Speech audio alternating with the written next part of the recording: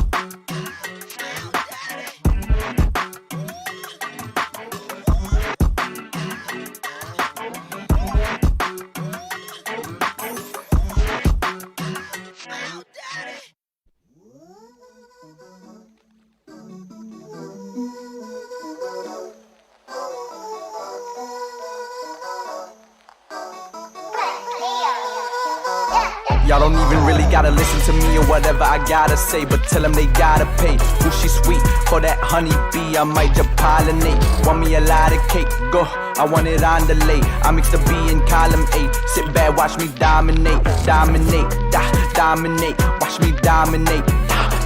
We gon' dominate, we gon' dominate. I don't got no time to waste. I don't take no holidays. This that 1-2 combination. Dominate. Hey, fuck the beat up like you're meant to. I beat the beat like I'm Kimbo, yeah. Run through the beat like a house I got ran through. I crash a beat like a rental. Watch him go stupid, go mental. We gon' pray on you like a temple. Ayy, tell that bitch stop hitting my line. My bitch find out, she gon' mess up your dental. It's so simple. You number 2 like a pencil. Plate full of green and lentils. Eat with my hands, I don't need utensils. I'm too savage, I'm Kyrie with the handles. Cross me once, I'ma cross you right backs like that. But I make sure that I break those ankles. That boy canceled. Nah, respect you for what, like what for? Pop a pilly so I feel the rush more. I want like a milli, but plus more. She a 6 off a liquor, she +4. Psych, stay out of my business. Don't look for trouble, you started, I finish. Throw me the package, I wrap it and flip it. We way too different. Dominate, dominate. Watch me dominate. We gon' dominate, we gon' dominate. I don't got no time to waste. I don't take no holidays. This that 1-2 combination. Dominate, dominate, dominate. Watch me dominate. We gon' dominate, we gon' dominate, dominate, dominate. Watch me dominate. We gon' dominate, we gon' dominate. I got no time to play, I feel alive today. You like 30 plus, won't get up and get it. I cannot tolerate, I cannot kick it stupid. Cause I need that bag to move it, circulate. Was waiting for the day I lose it. When these problems send me loopy. Oh yeah, I'm way too booted. Hold up, who else can do this? I got a song for every mood. Go get your girl, she keep sending me news. It's too easy, I'm too beastie. She got good manners, she wanna please me. They keep hating on us for no reason. That's fuel for me to keep scheming, applying the pressure, you dig? My mind like a treasure, you dig? And I know that I'm making them sick. While I stop and I post for a pic. I was broke, I was hitting them licks. Had to work for it, now we legit. Took me a minute, it took me a bit. I'ma be great, just give me a tick. The way I dominate, dominate. Watch me dominate. We gon' dominate, we gon' dominate. I don't got no time to waste. I don't take no holidays. This that 1-2 combination. Dominate, dominate, dominate. Watch me dominate. We gon' dominate, we gon' dominate. I don't got no time to waste. I don't take no holidays. This that 1-2 combination. Dominate, dominate, dominate. Watch me dominate. We gon' dominate, we gon' dominate, dominate, dominate. Watch me dominate. We gon' dominate, we gon' dominate.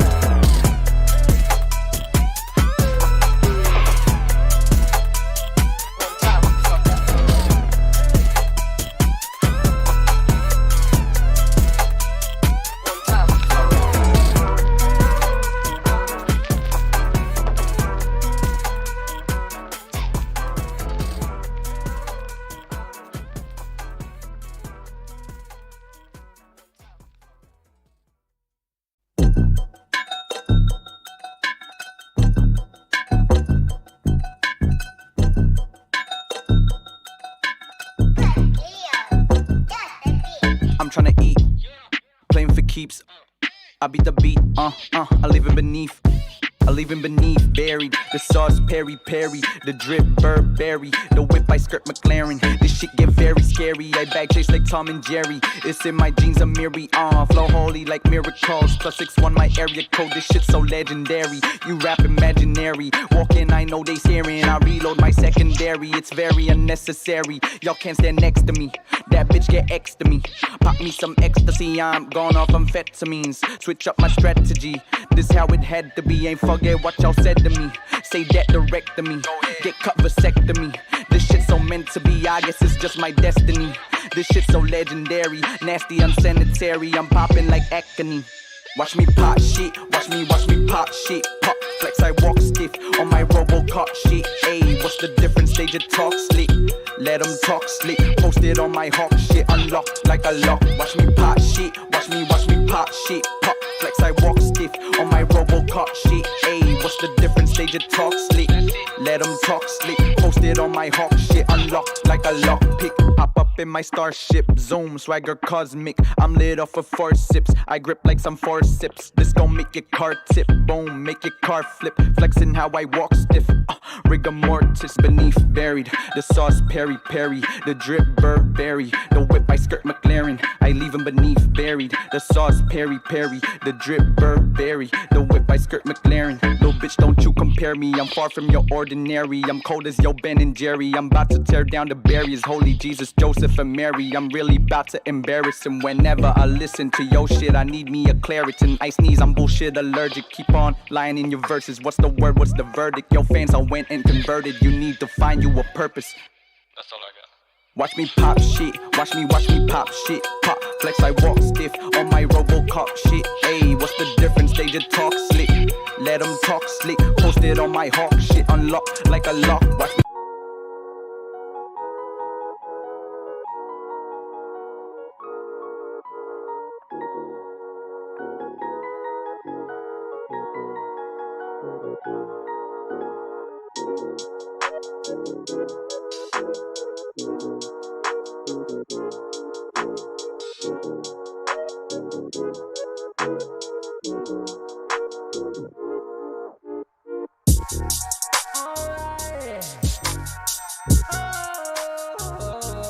Welcome to the Spike Leo Show. Yeah. We're gonna be talking about today how to make your career in music full time. I bet you guessed by now that I love auto-tune, 'cause it makes everything sound good. Oh, we're gonna twitch today, we're gonna switch today, we're gonna stream, gonna twitch today.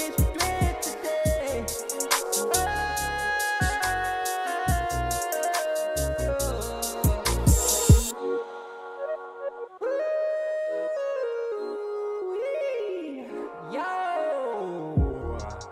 what's going on? Oh, I could do this all day. Oh,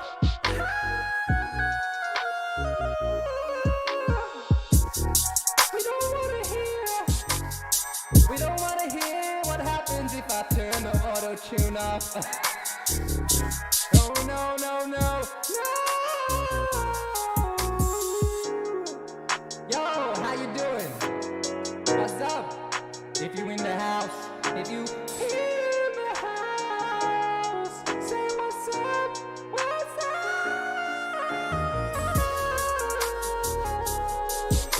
Yeah, MQ, let's go.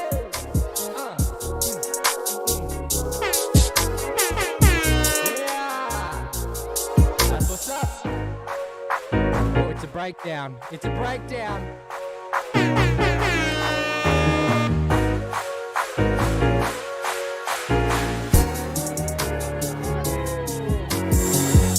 All right, let's get into it. Welcome. I'm so happy to have you guys here. Good morning. I hope you're having brekkie or your coffee. That's right. Welcome to the show. Look, I started Twitch maybe, 9 months ago, and the timing just didn't feel right. It feels right now. I woke up in the morning after speaking with a dude called Daniel Grimmett. I think that's how you pronounce his name. And he's like, you just need to be online. And I was like, I know I need to be online. But for me, it was trying to find something that's sustainable. Because, I would be going about my day and then I would stop. I'd be like, okay, I need to make an Instagram post. And it just felt not organic. And I felt silly because I was literally trying to make pieces of content. And I haven't found anything that I can do every day, rain, hail, or shine. And Twitch for me is like, you guys can just be in my studio and watch me do my thing. I'm like, I could actually work and do what I'm doing and just stream it live.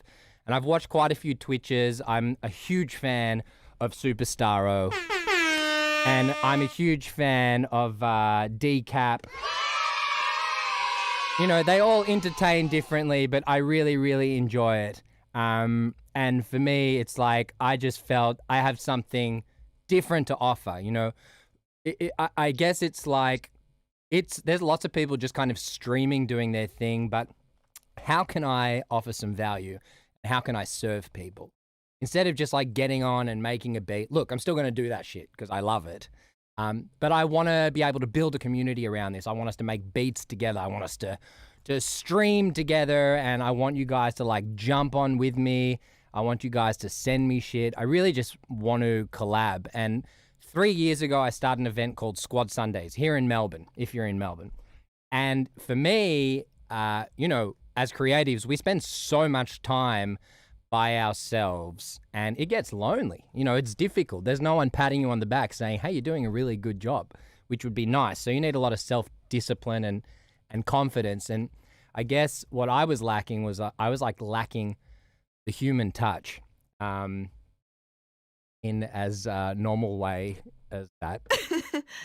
Oh, fuck. Yeah, moving on. So, you know, I invited people through to the studio and we had like 20, 30 people rocking up once a month.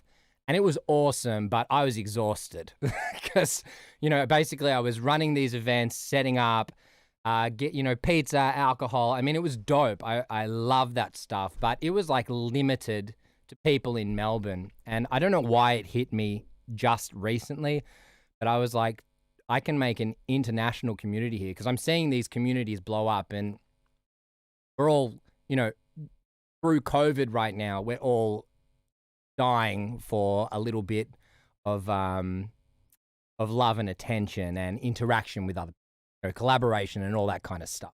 So I just thought online is the way to go, man. And here I am. This is day 4. I'm doing this every day, Monday, Tuesday, Wednesday, Thursday, Friday. And, you know, as it progresses and we get out of lockdown again, the studio is going to get busier.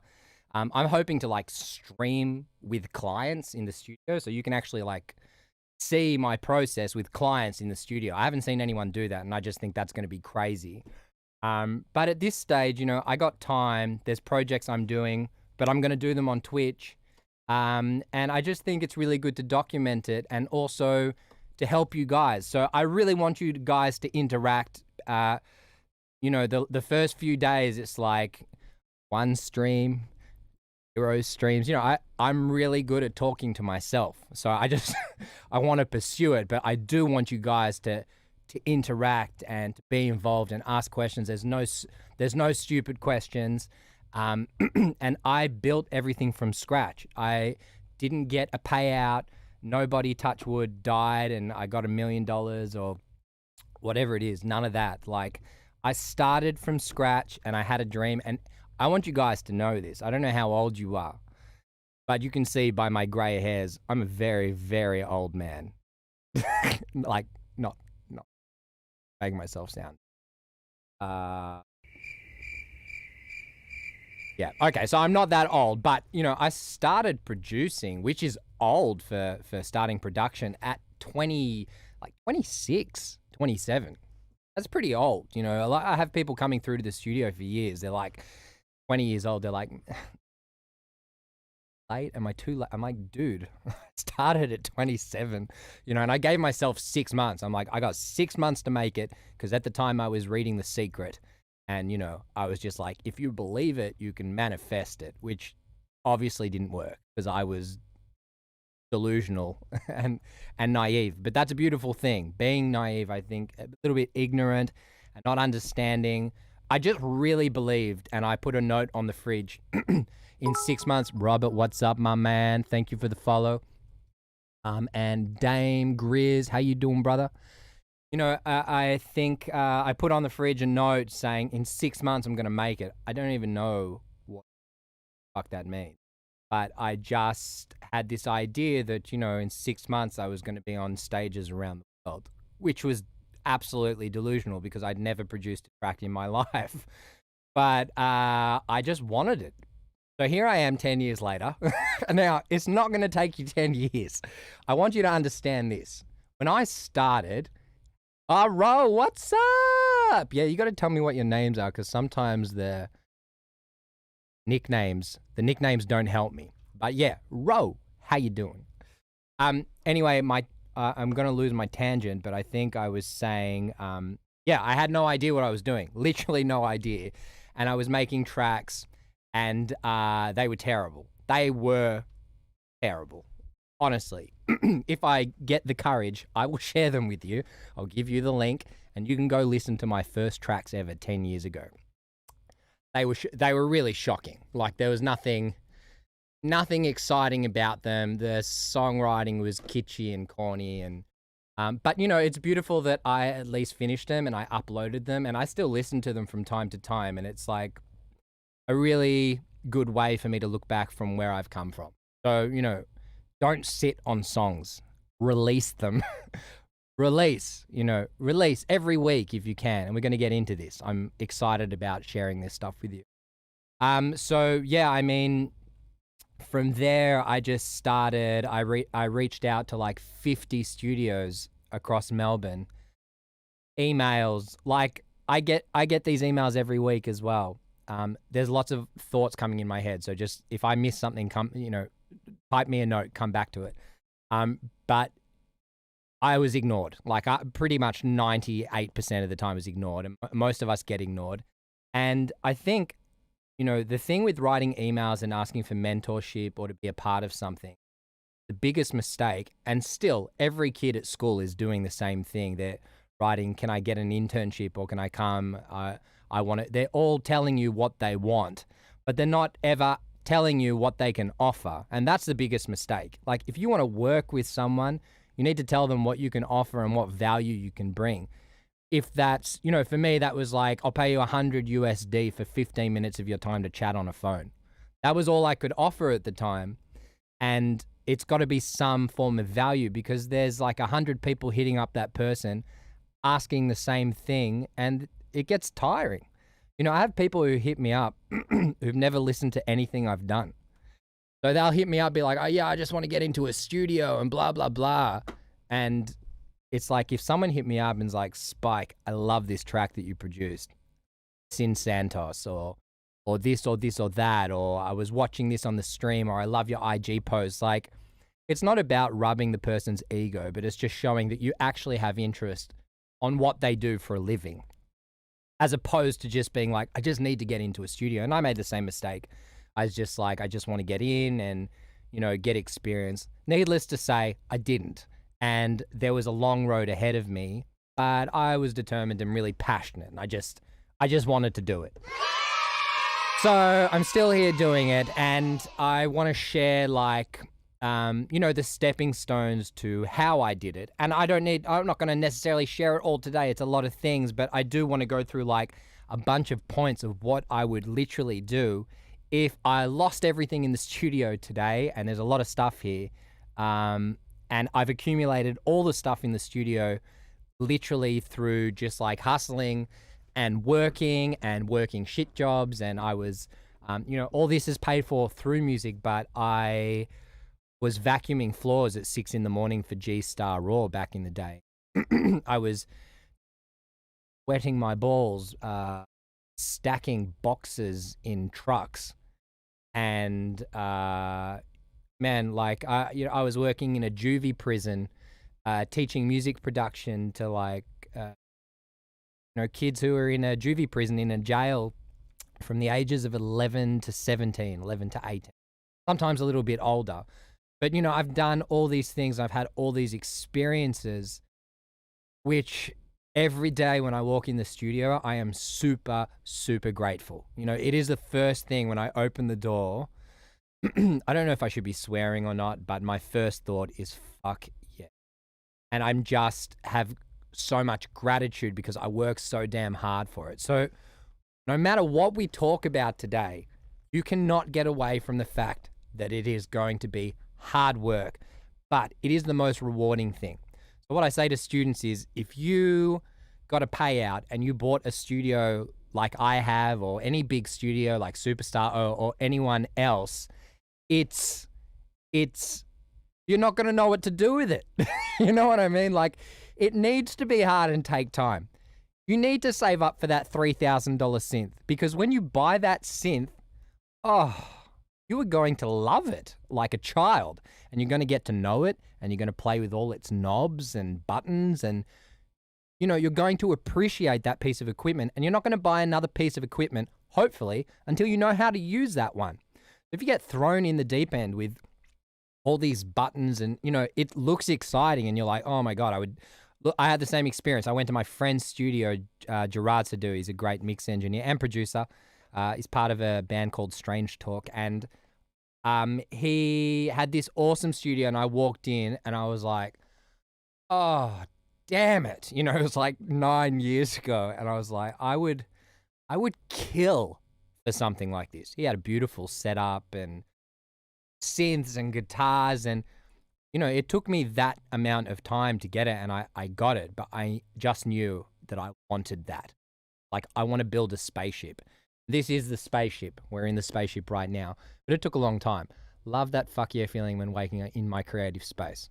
Totally. I mean, it should be that. If it is anything less than a fuck yeah feeling, then you're in the wrong industry, you know, because we bleed to be a part of this. You give everything and you invest so much emotion and blood, sweat, and tears. Like, it's really hard. And when we're on Instagram and Facebook, we're just looking at people's achievements. Like, the Kanye West album dropped. What are we looking at? We're looking at all the dudes who were a part of it, part of the album, saying my dreams have come true. You haven't seen... They haven't expressed and showed us most of the time the struggle it took to get there. Gibson Hummingbird is the grail for me. Who's Gibson Hummingbird? Have to explain that to me, man. Yeah, you know, it's like there's a lot of adversity, and it's hard, man. It's hard work. It's hard work. So, you know, the first thing that Mr. Phelps, how are you, my man? Amen to this. Thank you, brother. You know, there is a lot of hard work. And let me say the first and most important thing. I'm spitting, so it must be important. The most important thing... Wait, I'm not good on the triggers yet. Hold on. Thank you. I'm here all week, literally. The most important thing... Oh, guitar. Oh, Gibson Hummingbird. All right, I don't know the Hummingbird. I do have a Gibson Les Paul in the back. I mean, I love Gretsch, and don't get me started on equipment, because that's a whole nother Twitch. My point is, what I'm trying to tell you, the most important thing, fam, is mental health. Now, we don't like to hear that word, mental health. I don't know what that means to you, but I can promise you this. Nothing is going to happen for you if you don't have your shit in order. Your mind ain't straight.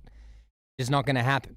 It's not going to happen because there is no one tapping you on the back. There is no one saying you're doing a good job. And the question, you know, when our ego sits on our shoulder, like, you suck.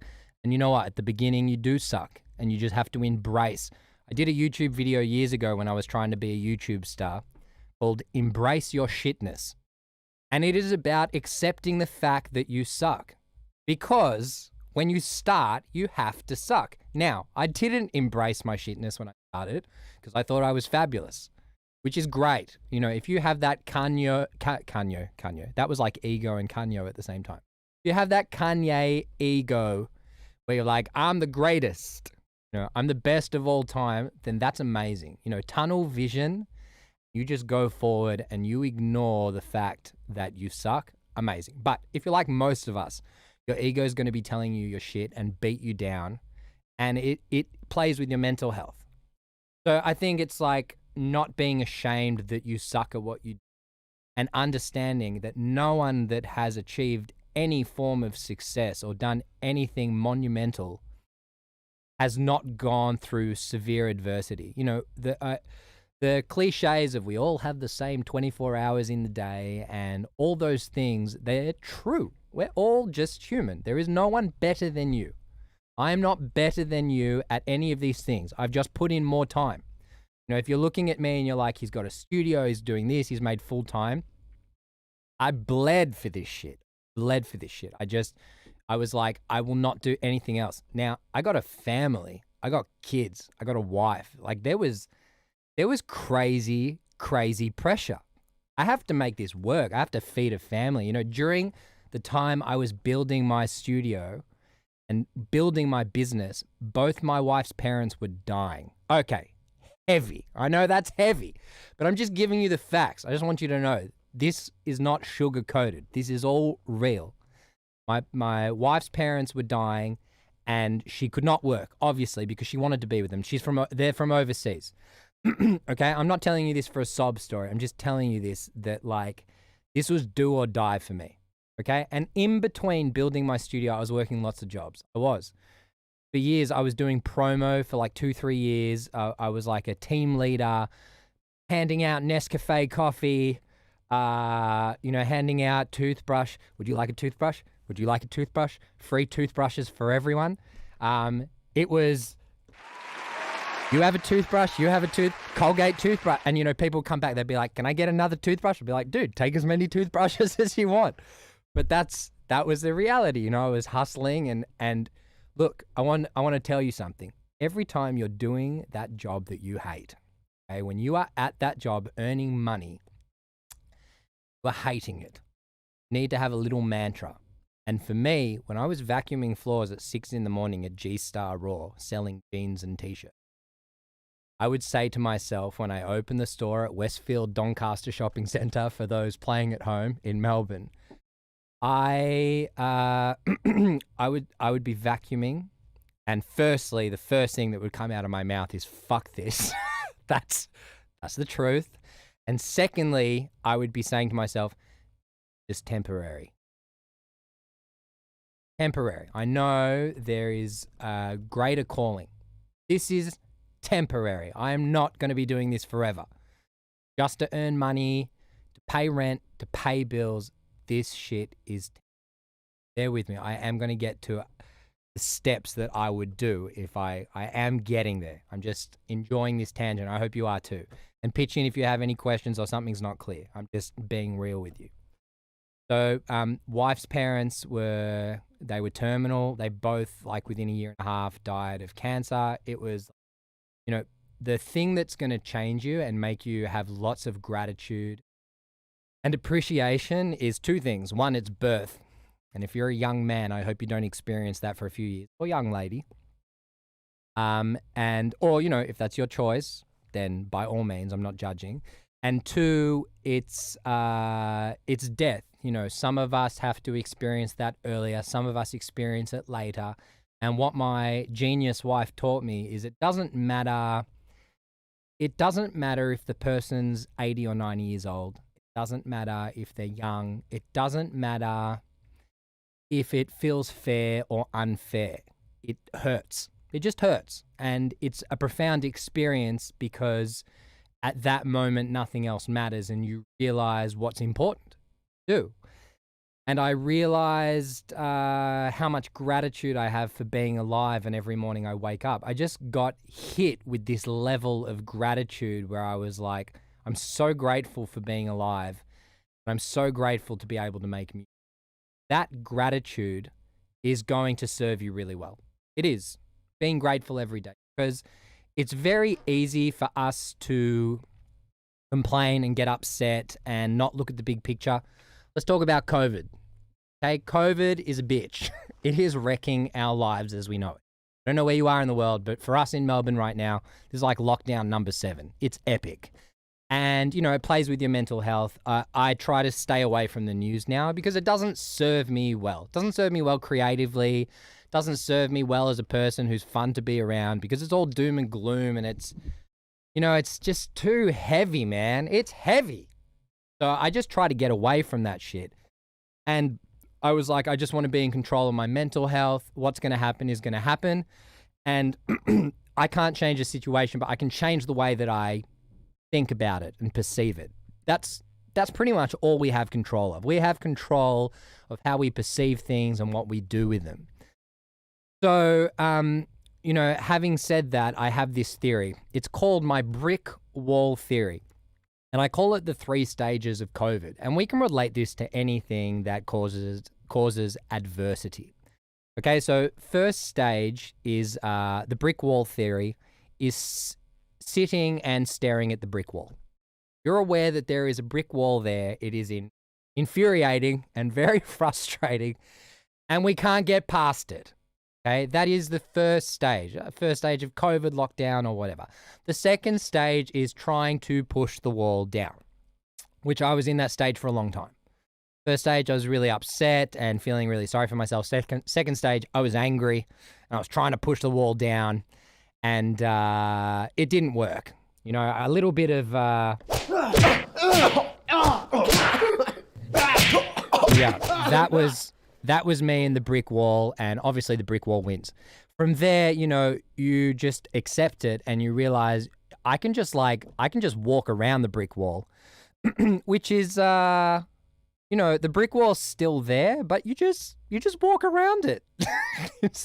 I mean, that's pretty simple, but that is what it is. Instead of just like sitting there and staring at it, you can fight it, but it's not coming down. So you walk around and you get on with it, man. You just do what you need to do. And I know a lot of people have lost jobs and stuff, but I want to talk about how to get to that point where you can create opportunity. So let's talk about how I would start my business. Okay. Now, everything that I've done over the years has been on a lot of it's been on my own accord. Like there's either you learnt it or you earned it. And for me, it was like I earned it because I just had to figure stuff out. There wasn't crazy tutorials on YouTube. There wasn't Mix with the Masters when I started, or masterclass.com. Like, there are so many places to learn about your craft now.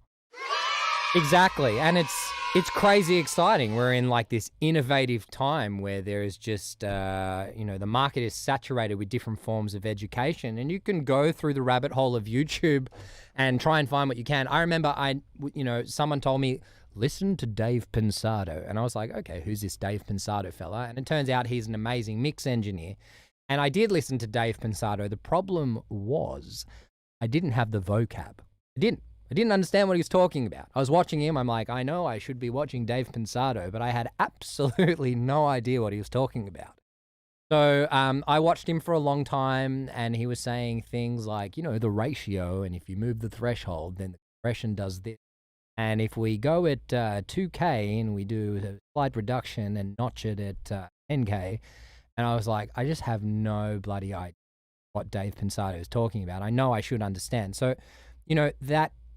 For me, it's like Dave Pensado is a great person to learn from, but if you don't have the beginner vocab, basics, the foundation, that's not a good source of education or information. It's like you're going into second or third year uni without doing first. Doesn't make sense. But that's what YouTube is. YouTube's not the greatest resource because you can find someone who's like been doing it for 30 years, and then you got a guy who's been doing it for 6 months who's telling you should do it this way. And they're both believable. The guy who's been doing it for 6 months might have more personality and charisma than the dude who's been doing it for 20, 30 years. So you're going to be like, you know what? I like this guy. I like this guy. But he has no idea what he's talking about. And then you start picking up bad habits and blah, blah, blah. So, through YouTube, I did pick up things over the years, but you're going from one tutorial to another. There's no, what's the word? It's not a smooth transition from, you start here and you go here. It's like you go to step 10 to step 2 to step 5 to step 1. And then you're like, crack. I don't know what I'm doing. So we're gonna get to like what I think about education. So let's start for what you're here for, basically. Now, I'm gonna give you a little spiel. As you can see, I do like the talking. And then from there, I'm actually going to get into some creation. You're welcome to stick around for that. But, I want to talk about the nitty gritty, and you guys can pitch in, say whatever you want. So if I had to start over with next to nothing, what do I do? So it'd go like this. Step 1, I'd get a job. For me, the hardest thing was like, okay, I want to do full-time music. But I have no money. I'm going to buy all this equipment. But I have no money. I'm going to borrow my friend's laptop. And now he wants it back. So it's like there are ways to do it that way. And I'm yaying and cricketing because I did start that way. I borrowed my friend's laptop because I can't afford 2-3K and gave it to me for a while. And, my best advice is get a job. Get a job. Now, during COVID, that could be really, really challenging. So I'm happy to discuss that. This is not the best environment for getting a job, but there are jobs out there, and I want to talk about that as well. How you already have skills you have acquired that can be monetized. Well, I want to discuss that with you guys. So I'd get a job, whether you hate it or not, to be able to get to the next step. And the next step is, firstly, if you're living with parents or whatever, super lucky. And if you are, it's an advantage because you can make money and use that money to just invest straight into your future. Okay. The second thing I would do after that is once you start getting money, all my spare time would be invested into online education, into following and listening to people I admire and look up to. So, for me, I was in love with Gary V. Really was. Gary Vaynerchuk. If you don't know him, you probably should. Is Soundtrap a good free starting app? Ooh, Soundtrap. You know what? I'm going to get to Gary V in a second. Soundtrap. Look, I'm going to be honest with you. I haven't heard of Soundtrap. I'm just looking at it now, making music together. Oh, that sounds really good. You know what? I would say this, man. I don't know Soundtrap, but I would just look at the reviews and maybe do a trial, try it for a month, see if you like it. For me, it's like the first question you got to ask is, what is it that I want to achieve? And what do I want to upskill myself in? If you said, solely music production, then yeah, maybe it looks like that's what Soundtrap is, but I would look for someone who's teaching the basics. I went to a course because I wanted to, got it from school. Yeah, then maybe try it. See if it gets you, try it for a week, try it for a month, see if it serves you. And if you're getting bored or you're not connecting with it, you'll know straight away, man. For me, I joined a course called Next Level Mixing. I don't remember the dude's name, but wow, my friend started that course. Yo, thank you for the follow. No biscuit. I started what's up, my brother? How you doing? I started the course Next Level Mixing, and it changed my life, man. Changed my life. I went from sucking to being awesome very quickly. What I did was I'm going to show you right now. Let me put this coffee to the side so I don't hit it over and start. Spike Leo.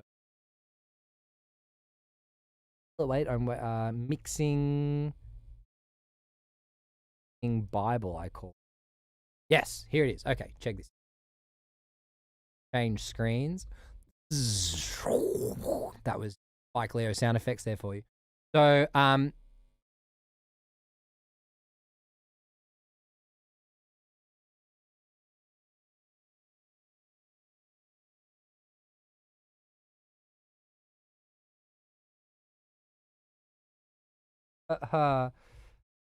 can't find it, but let's just say, for example, it is. Okay, so basically I did the course and I wrote down all the notes, okay, on everything, on plugins, on just everything, man, like everything I could think of, what that plugin does, what this one does. So what happened was when I started producing, there's so much information. I would then go command find and be like bass. Okay, what sounds good? What is good on the bass? Analog tape, Studer, Hip hop used to use it for lots of bass.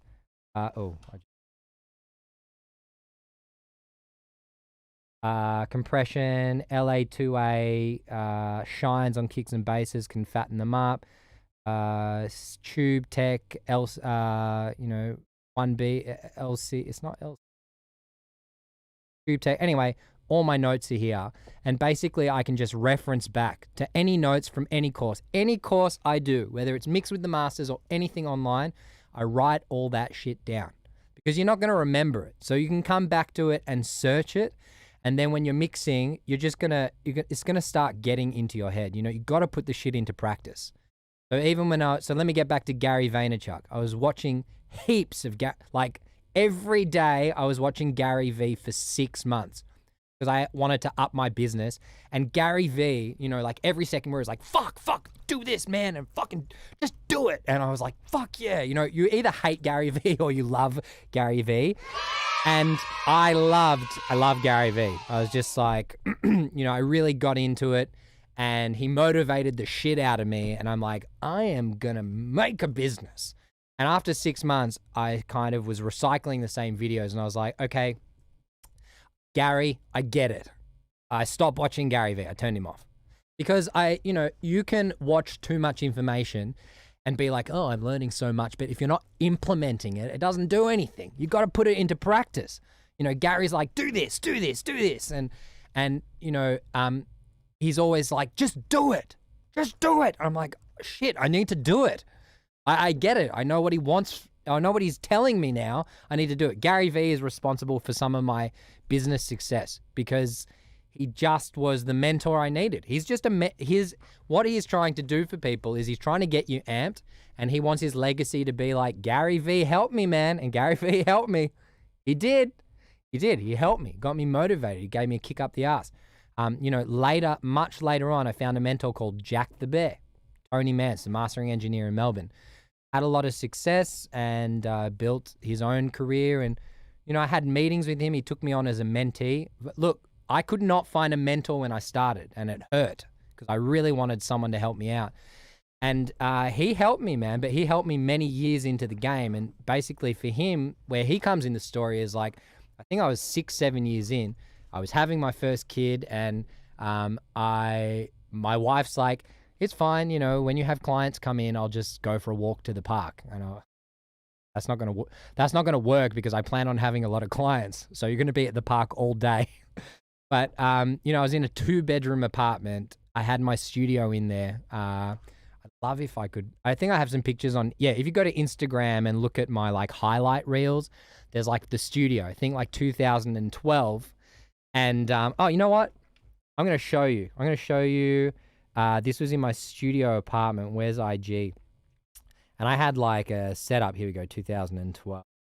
Throw it to the camera. Okay, so this was my first studio setup. That's my first studio setup. I made it look dope, but it was just a shitty MIDI keyboard and someone else's guitar and someone else's mic and tiny ass speakers. And that's where I started, and then as the years came by, this is 2014. Okay, so that was my first apartment. Can you see that okay?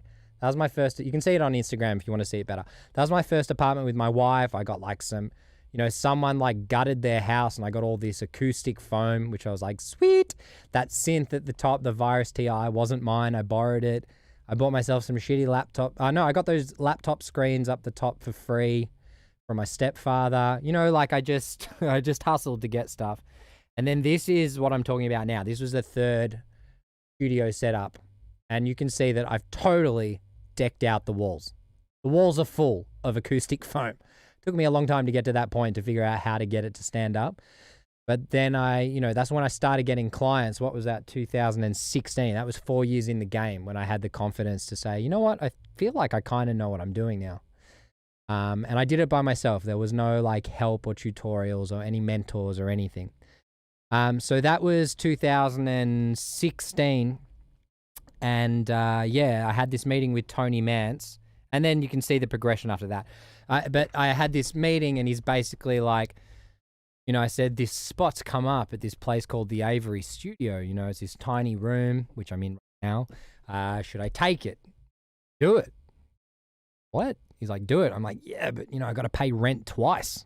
Like I'll be paying rent at my house and, or the finances were heavily on me and I'm going to be paying rent in the studio. Like that was terrifying. That scared the shit out of me. Because that was scary. Like the idea of having like crazy overheads and starting to pay rent here and rent there and extra bills. I was like, oh, I don't know. I don't have that many clients. So, for me, it's like I took the kick up the butt and he said to me, worst case scenario, it doesn't work and you move out of there. You can always retreat and there's nothing shameful about that. Like I started Twitch 9 months ago and I wasn't ready. I saw people doing it and I'm like, this is sweet. And it's like, man, I am ready as shit for Twitch. Like something hit me in the face a week or two ago. I'm like, Twitch is my platform. This is where this is where I belong. Like TikTok happened and I'm like, I don't belong here. I tried making TikToks. I'm like, this isn't me. I don't want to shake my booty for money. And, I just was not right for the TikTok. I didn't feel comfortable there. I feel really comfortable here. 1 viewer, 5 viewers, 1,000 viewers. This is like my place. So I just want to, build this. But my point is, Jack told me to do it. You can always retreat. And my point is, I did retreat from Twitch. 9 months later, I'm here again. So you can always try it twice. There's nothing wrong with that. You only fail if you don't give it another shot. Does that make sense? You only fail if you quit. Didn't quit. I just hung up my shoes and I came back when I was ready. I want you to remember that, like anything that you're going to do, there's going to be lots of failures. You just got to embrace your shitness at the beginning. You need to fail forward. And by failing forward, it's like, I'm not failing and quitting. I'm just failing and getting back up. I'm going to keep pushing through. And maybe that's a little bit cliche, but it's the truth. You've got to fail forward. So I did move into my studio and here we are. It was the best decision I made and I already knew the answer. Deep down inside, guys, we actually have all the answers. We do. We have all the answers inside of us and we already know what we want to do, but we're sometimes terrified and scared. And we need someone to say, just do it. Fucking do it, mate. And you're like, hey, yeah, I am going to do it. You just need someone to kind of like hold you accountable. And sometimes we feel like it takes a little bit of the weight off us if we tell someone like, hey, should I do this? Like, yep, you should do it. You're like, okay, yeah, I'm going to do it. They're like, do it. So, that's sometimes what you need. That was the best thing that Jack the Bear did for me. And so grateful for that. But I did need a little boost of confidence and I trusted him. And he could have been wrong. I could have failed, but he's just like, now's the time, and I couldn't have 1,000 clients while we have a screaming baby in the house and it just wouldn't have worked. Okay. So, step 1, get a job, whether you hate it or not, to get to your next step, which is, a small studio setup. If you live with folks, paying bills, etc., and investing all your spare time into online education. Following and listening to people. I listened to Gary Vee. I listened to a whole bunch of other people. I was following producers. I was listening to Illmind for a bit. He got me pumped. And you're just going to find people who you resonate with, people who you connect with. If you're watching someone, you're like, everyone says he's good, but I hate him, so don't watch him. If you don't like me, then you're not going to watch me, and that's fine. There's lots of other people you can watch. I love Decap. Decap talks a lot about mental health. I love Superstar O. Superstar O talks about beats and building, and from the times I've spoken with him, he's just, let me tell you something. The people who are the best at what they do are real and really, really good people. The people who are assholes, there's a chip on their shoulder and you don't want to mess with them. You don't need to be around them. There's a lot of toxicity in the industry and bad vibes and energy, and you don't need to be a part of that. You don't. Because I chat with lots of people, I'm always looking to my peers and other people to be a part of community, and I just have so much respect for these people. I've spoken to this dude, sample maker who I love, Al Hug. I did some lessons with him. Mario Luciano is like the godfather of sample making right now. He's just the coolest dude I'm like, oh man, this dude, I would totally go for a drink with him. He's just an awesome dude. And it's just finding people like that who you just like click with. You know what I mean? Because there's a lot of people I don't click with or I've spoken with and I'm like, wow, I'd love to be a part of this company or a part of this what this dude does. But it's like, we don't click. That's fine. We're humans. We don't all need to click. Okay, so step 2, invest in online education because upskilling yourself is going to give you the confidence and the keys to get where you want to be. So courses that I would recommend, one, if you play an instrument, always upskill yourself. Make that a part of your routine. Every morning, 9 o'clock, 10 o'clock, do some guitar practice. I've joined a course called Pick Up Music. Crazy master classes with guitarists who I'm obsessed with. A dude called Justice, girl called Melanie Faye. These are like the people I'm like, damn, if I could play guitar, I'd want to play guitar like that. And I do lessons from them and I just practice every day. It makes me feel great and it elevates my production and my skill set, what I'm able to offer my clients and what I'm able to offer myself in terms of a music producer. Piano, I got a piano teacher like a year ago, learned some chord progressions and how to move around the piano to free myself up more.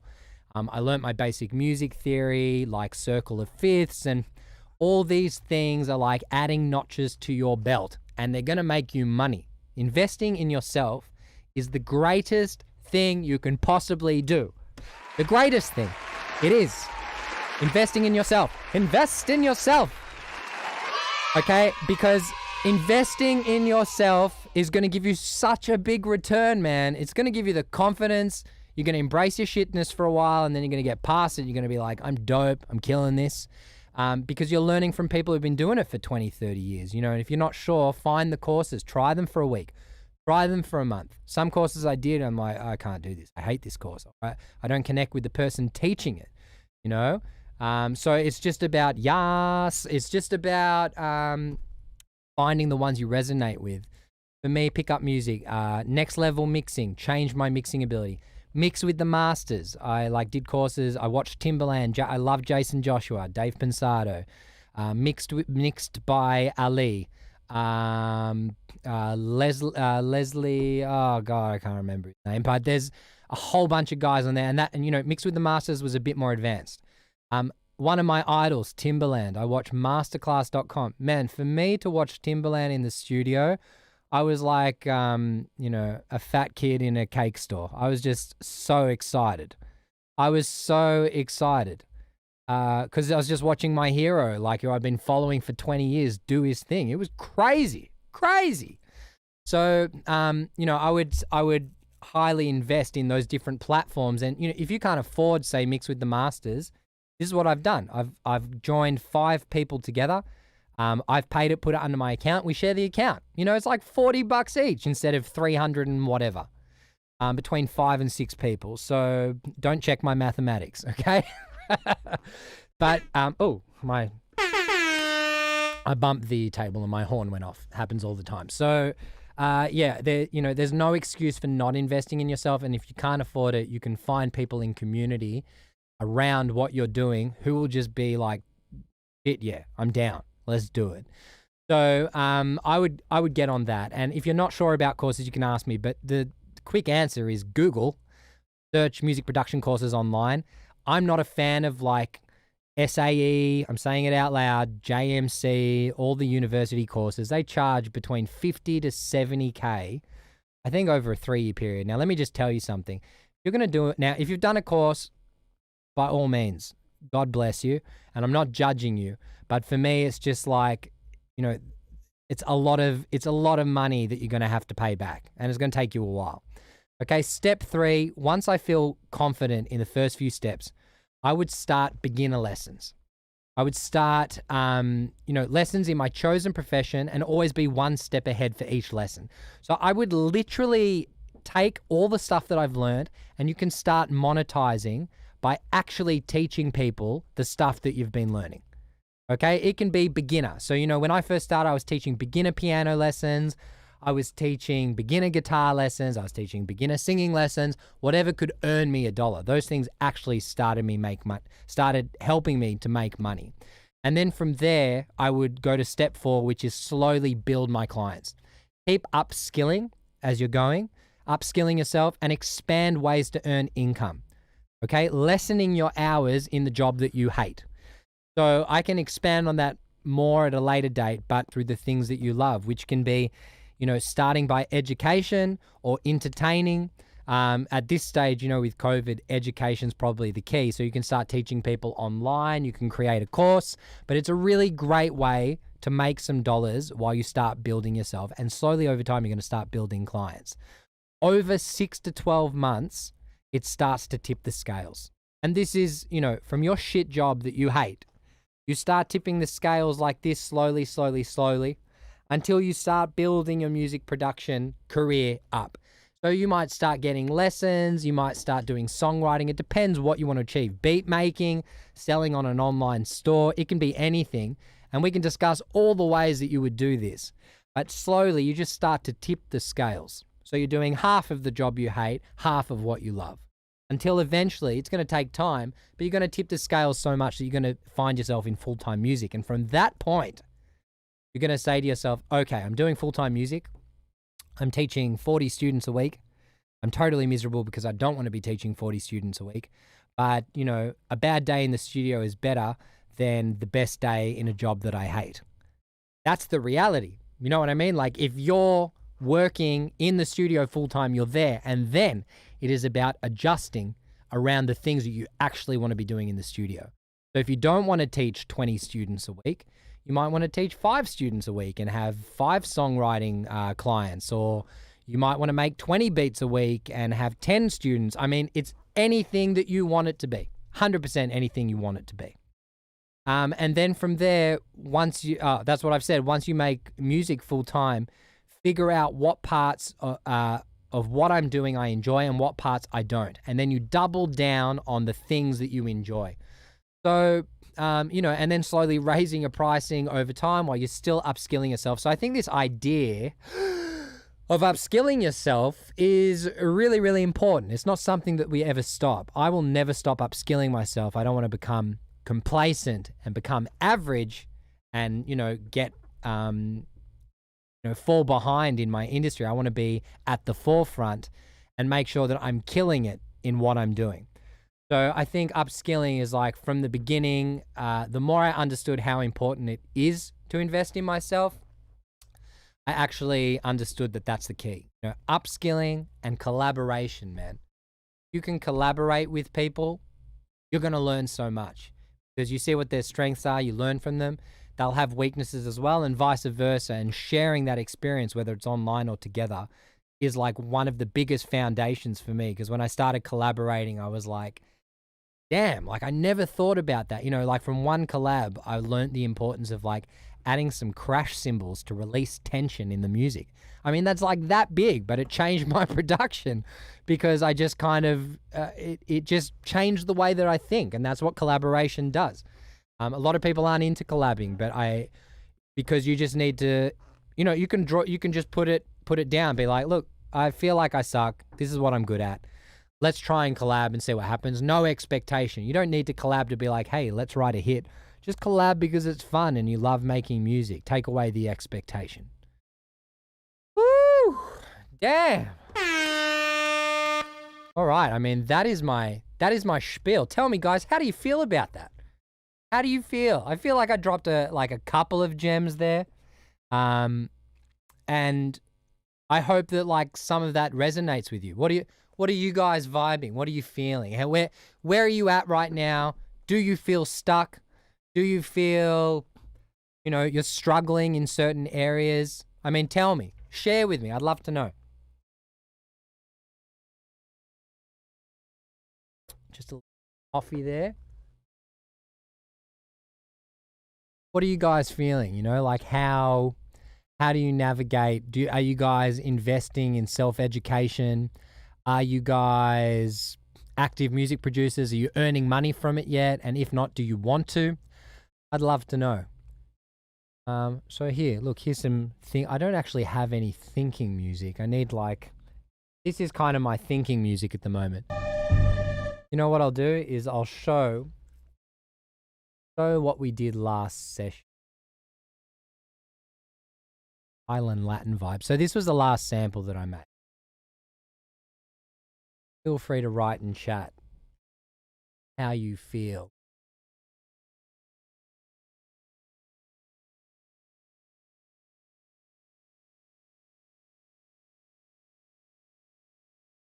Hey, all right.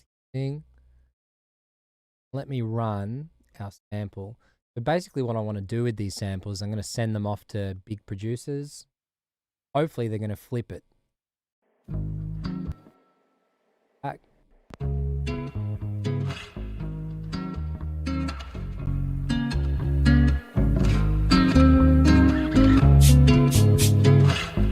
Hold up, all really good.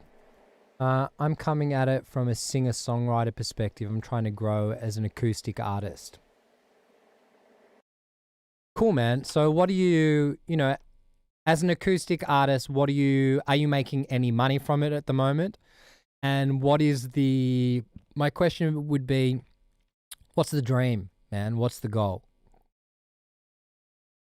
Yeah, I think it's important as an artist. I really think it's important as an artist to have some basic music production chops. You know, you don't need to be, what I say to singers and music producers is, when they hit me up and they're like, I want to be a music producer or a singer, I'm like, hold up. Which one do you actually want to be? Like, if you could have your dream, would you want to be a successful singer-songwriter, or would you want to be a music producer? Or do you want to be both? And I don't think there's anything wrong with being both. But if you want to be both, you need to be prepared that it's going to take a long time. It's going to take a long time because music production was going to take you 7 to 10 years to become like great at your craft, realistically, unless you like hustle and work hard on it, you know, and you can shorten that time.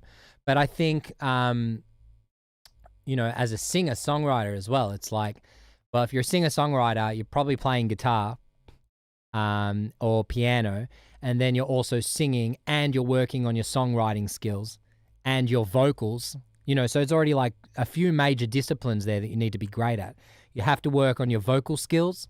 You have to work on your songwriting skills, because if that's what you want to be, you need to make sure that, one, your singing cuts through, that you don't sound like anyone else and you become the best singer you can be. Because you need to be Ed Sheeran, I mean, that's an extreme example, but you know what I mean? Like Ed Sheeran sounds like Ed Sheeran. Adele sounds like Adele. Amy Winehouse sounds like Amy Winehouse. Justin Timberlake sounds like Justin Timberlake. Justin Bieber sounds like Justin Bieber. And there's 1,000 people trying to sound like Justin Bieber, but nothing's going to happen for them. So it's about you becoming the best version of you, which sounds obvious, but I mean, that's what it is. Like, you need to sound the best you can sound as a singer if you want to be a singer. If you want to be a songwriter, so that's another ball game, and I love this idea of songwriting and how to monetize on that. So I have a few people that come to me to get production done. You know, they want to, and you don't have to do it this way, but if I was you, I mean, tell me a bit more about like what your goals are and what you want to achieve. But if I was you, you know, like I would be writing as many songs as you can, and I'd be writing one song a day. I'd be fine tuning that, like brushing your teeth. I mean, not that you need to fine tune brushing your teeth, but I mean in the sense of doing it every day, that it is just, you wake up, I'm just going to pick my nose on live streaming. You wake up and you have a routine. You know, you got to create these good habits. You wake up, you light some incense, you make yourself a cup of tea, and, you know, you open up a notepad on the computer or by hand, whatever you like, and you just brainstorm words and thoughts or headlines that come to you. And you jot all those down. That's maybe step 1 for you. Step 2 might be, I'm going to play around with some chords. And then step 3 might be, I'm going to put some chords down, and every morning I'm going to build a chorus idea with some chords and just a chorus, lyrics and melody. And that's what I'm going to work on. I'm going to try and just work on hooks, getting the best possible chorus that I possibly can. And then, you know, by the end of the month, you're going to have 28 to 31 tracks of choruses. And with that, maybe the next month, your goal is, I'm going to take the top 5 and I'm going to develop those into songs. And you already know you have a dope chorus. I think it's this, you know, the Swedes, like famous for basically like writing the best songs in the world. If you look at someone like Max Martin, one of the best songwriters in the world, they start with melodies. Like if the melody in the chorus is not popping, they're not going to write the song. And that's how they made this like hit factory, by writing incredible music. By having, you look at people like ABBA and all this, it's like their choruses stick out in a second. They're simple and you can remember them. And I was watching a documentary, I think it was with the Beatles, on one of the streaming platforms. And he said, like, back then we didn't have a phone recorder where you can remember the track. So when we wrote songs, we had to make sure they were simple so we could remember them. I'm like, well, that's bloody brilliant. Of course. But that's what a song should be. It should be so good that after the first listen, a 3-year-old or a 4-year-old can sing it back. If we're talking about the pop world, and the Beatles, like one of the most successful bands in the world, they just wrote tracks. You could palm one off after the other because their choruses pop. They made simple chords and choruses that you could remember.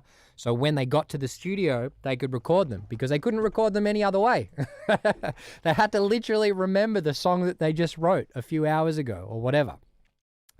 I think that's a great exercise for singer-songwriters. And then how do you monetize on that? Well, you turn that into a framework and you start teaching that to other singer-songwriters. You find a community of singer-songwriters and you offer yourself, saying, I can teach you a step-by-step guide on how to ABCD.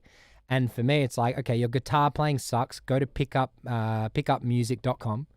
Or your singing sucks. Go get a professional singing teacher, online or in person. Like it comes back to investing in yourself and upskilling. Honestly, singer-songwriting is the goal. Certainly want to get songs professionally produced. Coming to you, and at the moment I've just started posting, been playing and writing for years, just written. Sure. So I mean, for someone like you, no stress, man.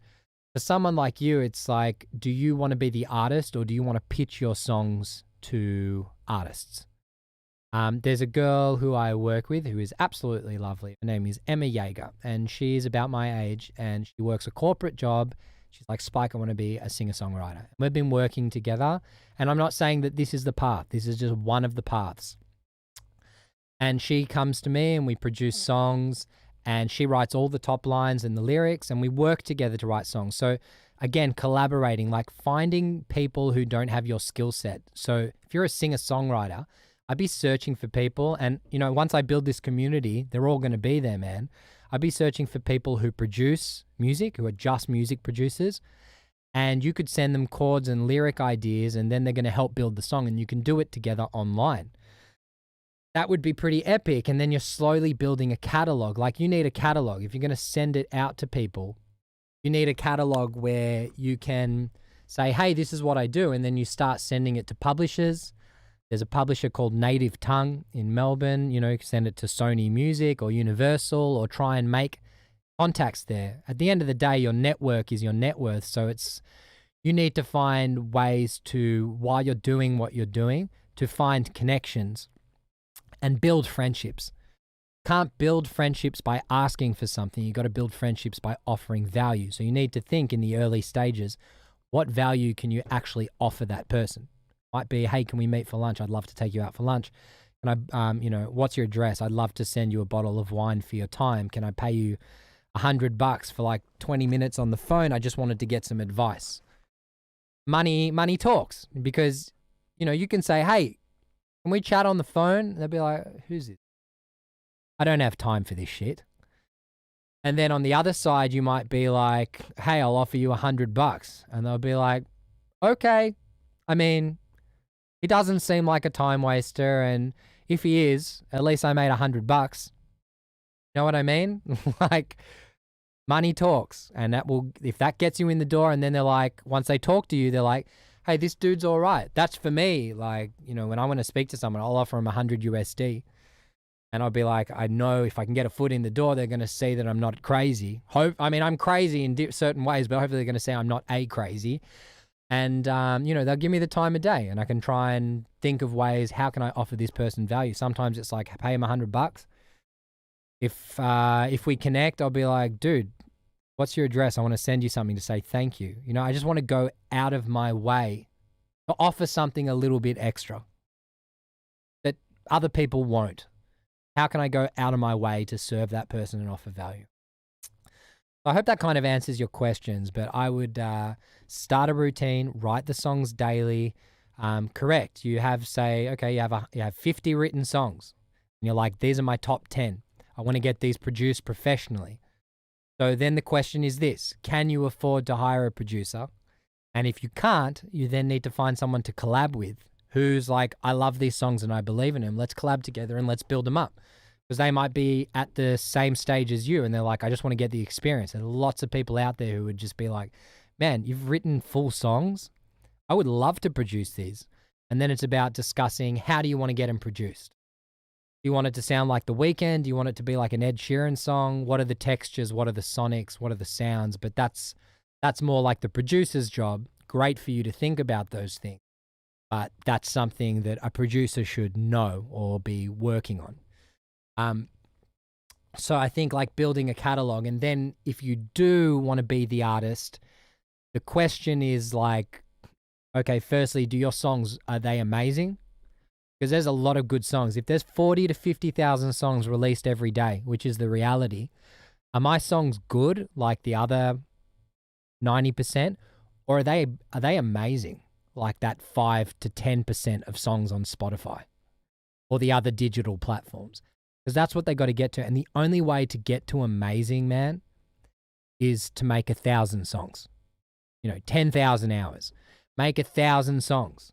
And I promise you, within that 1,000 songs, there's going to be some bangers in there. People who collab overseas and do songwriting sessions will write like 400 songs a year. And from that 400 songs, maybe 1 or 2 will get on the top 10. These are people who've been doing it for 10, 20, 30 years, mind you. That's how hard they're working. They're making 300 songs a year. And from that, 1, 2, or 3 will get on the charts. But that's enough. Enough. I would be down to get into sessions in LA, write 300 songs a year. I'd be so happy. I wouldn't care. I'd just be happy that I'm creating every day. So, like I said, it's got to be routine. It can't be like I've written 10 songs this year. That's where most people sit. They're sitting on songs for years. Like, oh, this song's so precious. I wrote it 3 years ago. Oh, I just got it produced. I'm going to release it in 6 months. That's too slow, man. That's too slow. And the majority of people are too slow. If you look at someone like Russ, the rapper, that dude drops a track every week. I'm not saying to be Russ, because he's like a unicorn, but he, writes, sings, raps, produces, mix, masters, markets. The key for you, man, is if you want to be the singer-songwriter, you need to become a marketing expert. Because if you want to release your shit, once it gets produced and you have like your catalog and you're like, okay, I've written 6 months worth of tracks. I can drop a track every month. That's what you want to do. So then it's about, okay, I need to learn marketing. Because what's stopping you from this point to the next? If you believe in your songs, you're like, these songs are dope. This is the best I can do. And people need to hear these songs. So then the next point from you to get to A to B is, how do I make people discover who I am? How do I offer value how does this music offer value to people? How does it serve people? Is it about breakups and heartache? Like finding your audience, finding your tribe. Bro, this is exactly what I'm doing here. Like no matter how many viewers are here, I'm showing up every day. And I'm hoping it's sustainable. It might not be, but that's what's in my head. I'm going to rock up every day until maybe it's like, okay, I can only do this Monday, Wednesday, Friday, or I can do this every Tuesday, Thursday at this time. But right now, I want to get really good at Twitch and streaming, and I just want to share everything. So for me, it's really just about showing up. I have no tribe yet, but I'm building the tribe and community because I feel I have a lot to offer. I can share my experiences. And slowly, all it takes is like, today you're like, this dude Spike helped me and this is great. This is actually getting me closer to my dream. So you're going to rock up to another stream. So it's like, okay, I only have 2 viewers right now, But to me, I'm just so grateful that there's 2 viewers because 3 days ago I had 0. And we had 7 viewers at one stage. So it's just about baby steps. And, next week, if I get 10 viewers, I'm going to be like, fuck yes. And the week after, maybe I'll get 12. And then the week after, I'll drop to 6 or 3 or 0. So it's like I can't control what people are doing. I can only control what I am doing. But man, I'm going to be pushing my socials, and I'm thinking every day now about Twitch. How can I get people to come here? What do people want? Even today was a success. I haven't finished the stream, but today was a success in the sense of like, I thought last night, like 11 o'clock at night, I was reading a book and I was like, how can I serve people? Let's not make this a Spike show. Let's make this a show for the people. What do people really want? What is actually going to help people and serve them and offer value? And you see it worked because it's like it's offering value. And so you need to think the same with your songwriting and music. Anyone you connect with, how can I offer that person value? Because, bro, we're all thinking about ourselves. We're all like, oh, I'm locked down. I can't see. People winning are serving others. And by serving others, you're actually serving yourself. That's the key, isn't it? So how is your songwriting going to help people? How is you being vulnerable and honest and expressive of who you are as an artist? Who are you as an artist? What do you have to give? And, okay, everyone's gone through breakup and loss, but no one has experienced it the way you have. That's what you have to offer as an artist. Whatever your message is, you know what I mean? Whether that's love, happiness, or sadness, the way you feel it is the way you feel it. And there are hundreds of thousands, if not millions of people that will be like, I feel exactly the same way. The first time I heard Goiche, somebody that I used to know, poof, man, that struck a chord to me. I remember exactly where I was when I heard that song, and it hit me hard because I connected with that person. And the person, Goiche, who wrote it, is like, I didn't even think that song was going to do anything. But it hit me, man, because, I was thinking about the time I broke up with a person that I loved dearly. And it's like we spent years together and then all of a sudden they disappear and you don't talk to them. And they become somebody that you used to. I'm like, how fucking brilliant is that? And obviously, he's great at his craft. The music's amazing. The singing's amazing. It all comes together, but we're not thinking about the 10 years of work he did before that, right? Or the 20 years he did before that. But he connected with an emotion, it resonated. And I listened to that album, I remember on the plane ride back from somewhere, and I didn't like the album. I just liked that song. That was it for me. For me, it's like, I love that song. So I think, there are people who you will connect with. But once you get the message across and you upskill and invest and work on your craft and all those things, it's going to be about marketing, bro. How do you get yourself out there? And if you want other singers to jump on your tracks, it's then going to be about your network. How do I connect with people? And how do I send my songs to those people so they can hear it, see if they connect with it? It's just like everything that you send out is another Tats Lotto ticket. Another, like, for me, every beat or sample I send out is a ticket.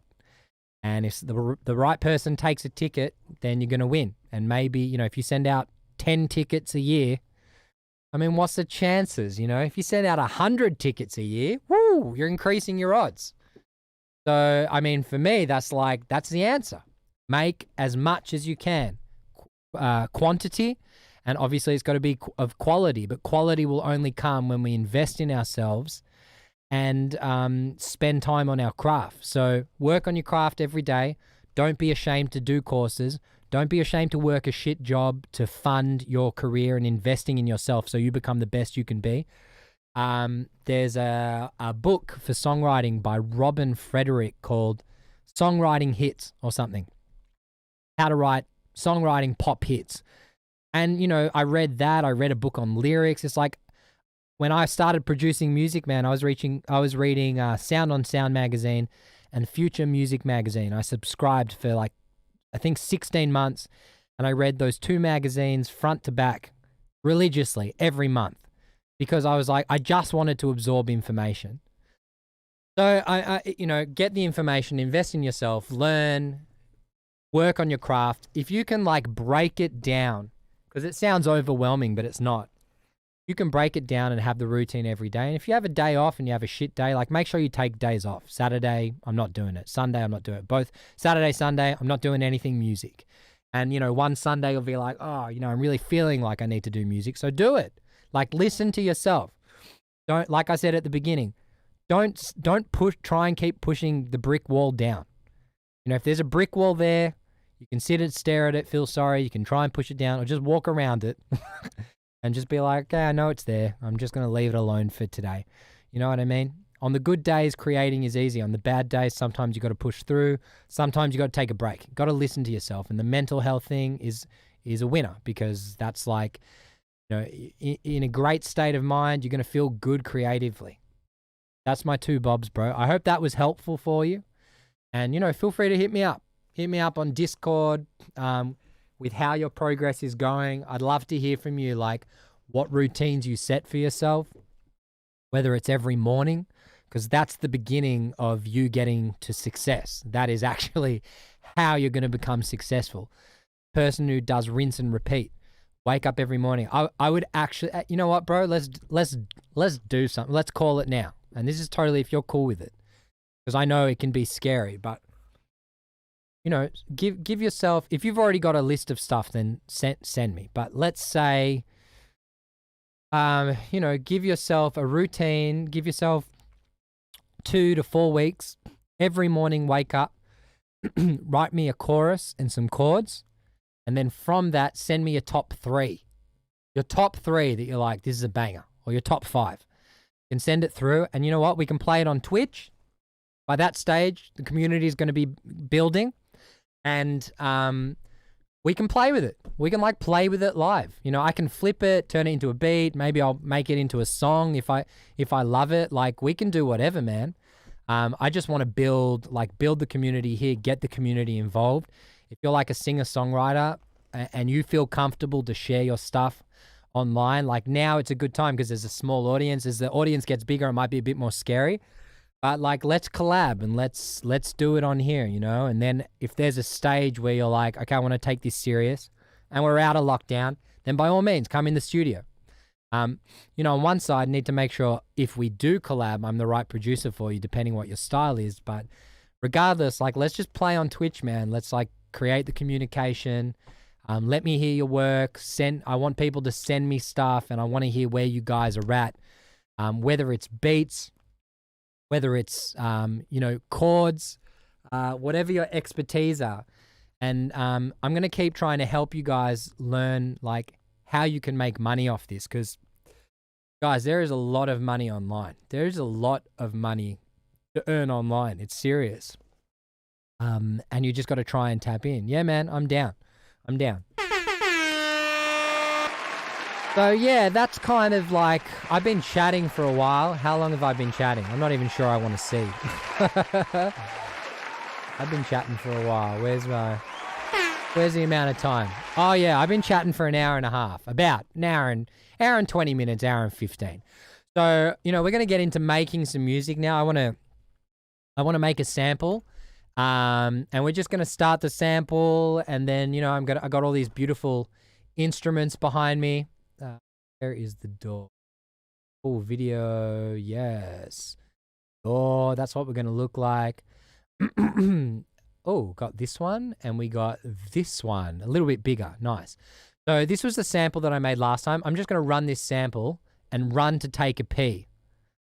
Because I deserve it. Maybe it's Maybelline. I don't know what those have in common. But I really hope that you enjoyed that little talk segment. I'm going to start off all the Twitches with like a chat. And yeah, I just feel like I have this intuition that I can help a lot of people and I can make this music career happen for you. And it's really hard to navigate and it can be really frustrating. And bro, I mean, Robert, you and whoever's watching, man, like if you really want this, I'm going to help you get there, man. I promise you I'm going to help you get there. That's my mission. Like there is a piece of pie for everyone because everything we want to do is completely different to the other person. And even if it is exactly the same, like Every producer's got a different flavor. There is room at the top for everyone. There really is. So I feel like if we come together, there is a lot of power in community. And I feel so strongly about building that and building it together. That's my 2 cents. So we're going to get into some live sampling. I'm going to play my sample from last view, which is finished now. Have a little listen. This is the bulk of it here. Okay. This was all recorded on the last streams, so you can have a little look-see. I'm going to play it. I'm going to go to the toilet, and then I'm going to be right back. If you want to stick around, stick around. If you got things to do, then God bless. And yeah, you can ask me questions during the sampling. Send me samples that I can throw in, whatever you want. Here we go. Oh, wait. We got to unmute this. That's going to make it. Okay. Be right back.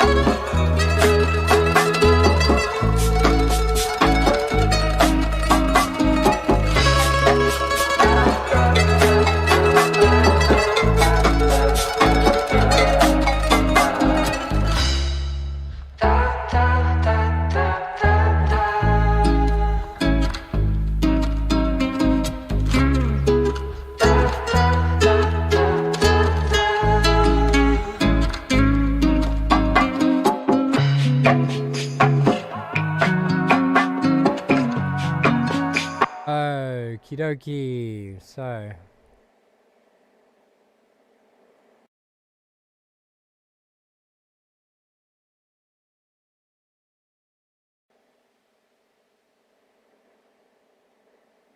Okay. Da, da, da, da, da, da, da, da. We're going to be making a new sample pack now. I'm trying to make these for placements. And we're going to make it sound dope. I'm doing these old school Latin 70s samples. Let's go. Now, have it in my phone, the idea. I always like mumble.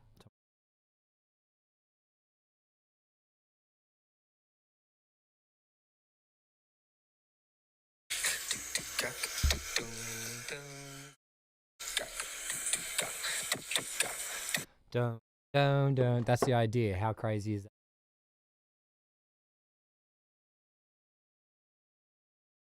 And this is always the most exciting thing, like starting something from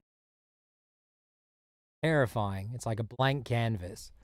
But from this, fill it up with music. Every time after I finish something, I don't know how I made that. Let's hope it's not a shit sample today. But usually when I make something, just from the sense that there's like so much there from nothing, it always. Gung, gung. If I can get.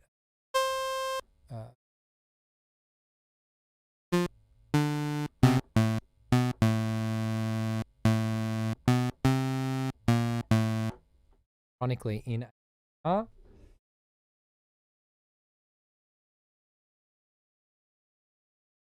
Man. I wanted it to be an A minor, and somehow I was able to guess A minor because I don't have perfect pitch. So definitely was a good.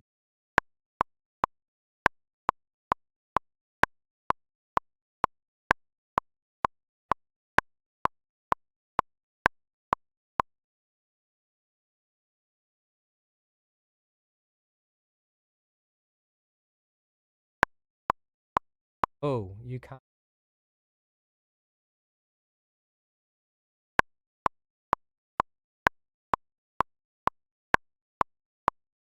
Da, da.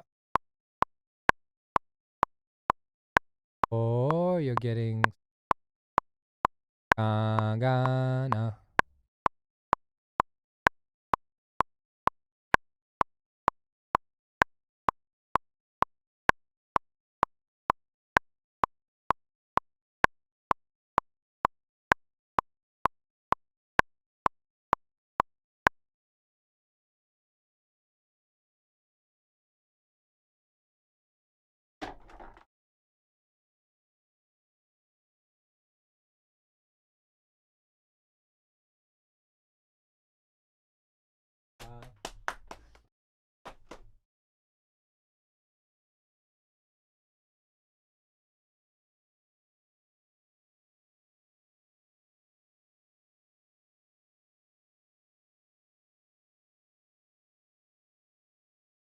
Double bass. Hey.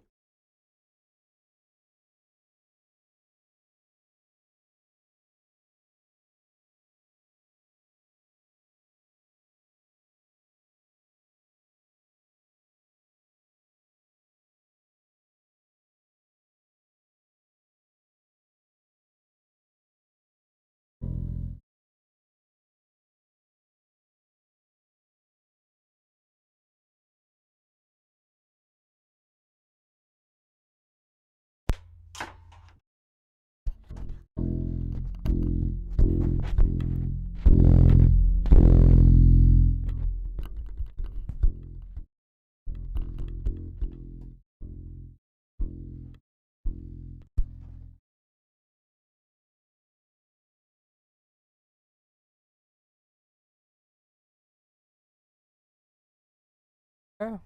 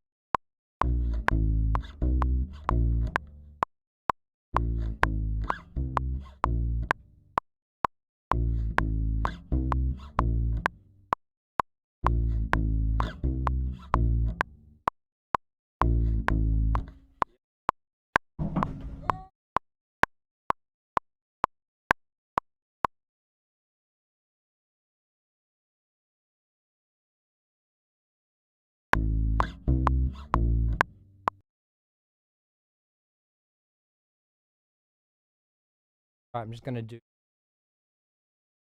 I got preset. Chuck those on.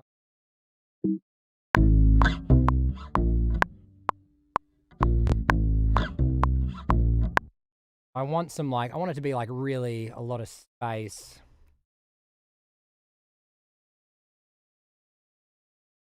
Mike.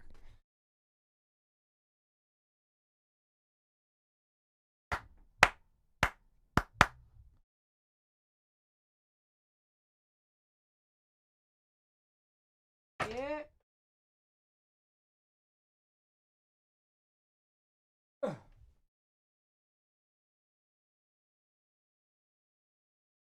Bit of a small space. Small space, so we just got to squeeze. Okay.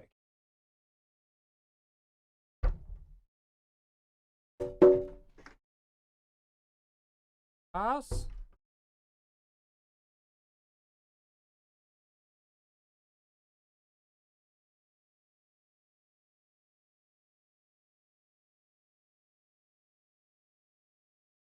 Ugh.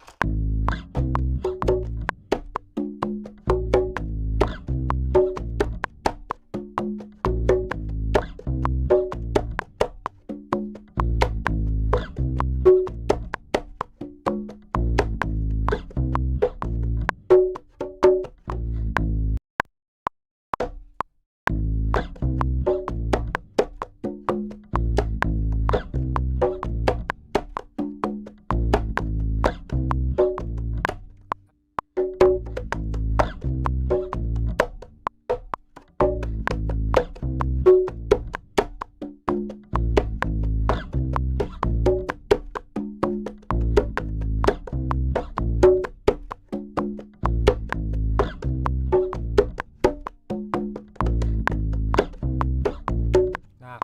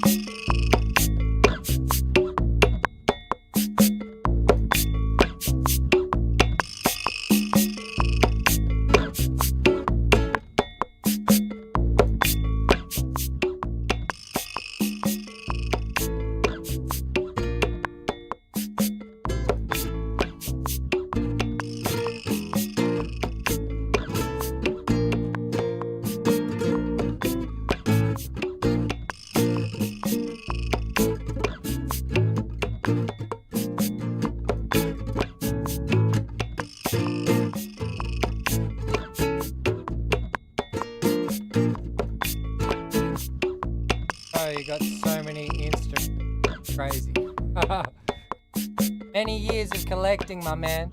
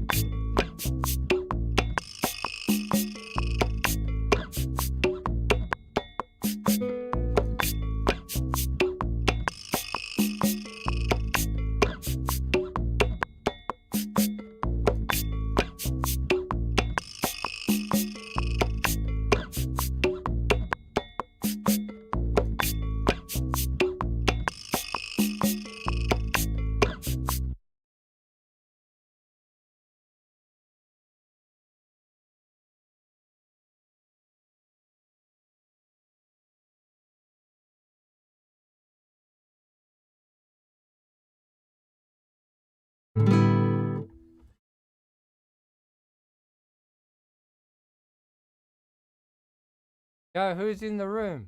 I'd love to know.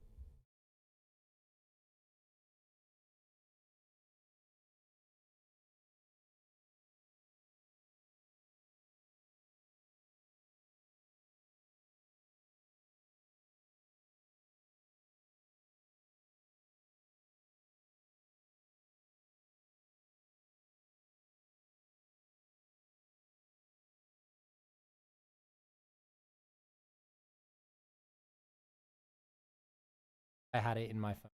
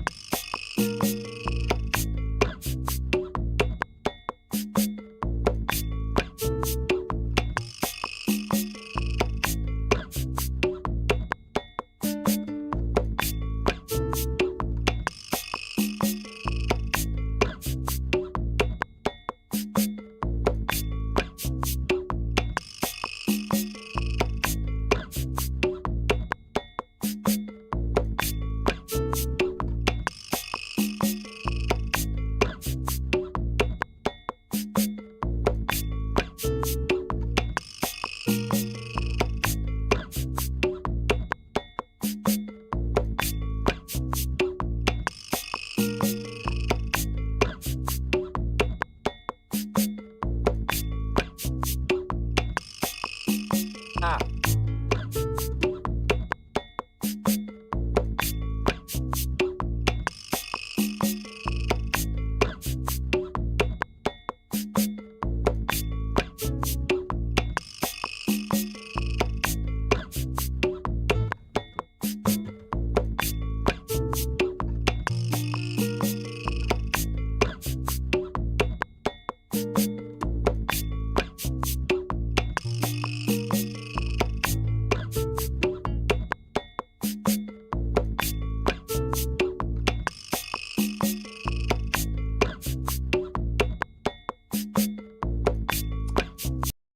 Last note.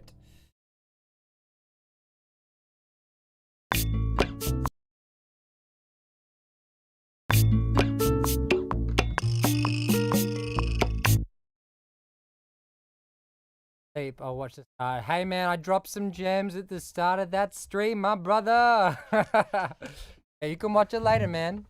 But you know, I'm just glad you here, dude. Building samples now. How you been? How you been, my man? I haven't seen you for ages. Last bit, damn.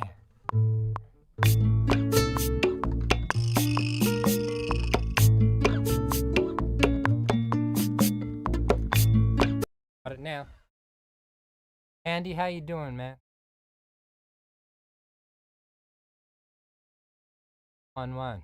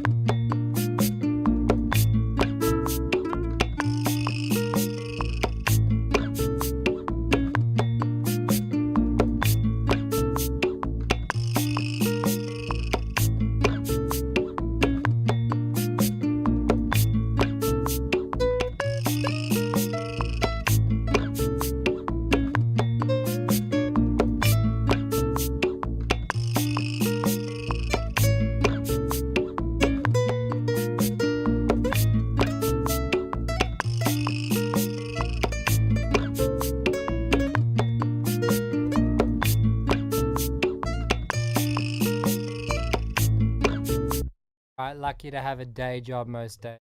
I make music. Do you work out while you make music?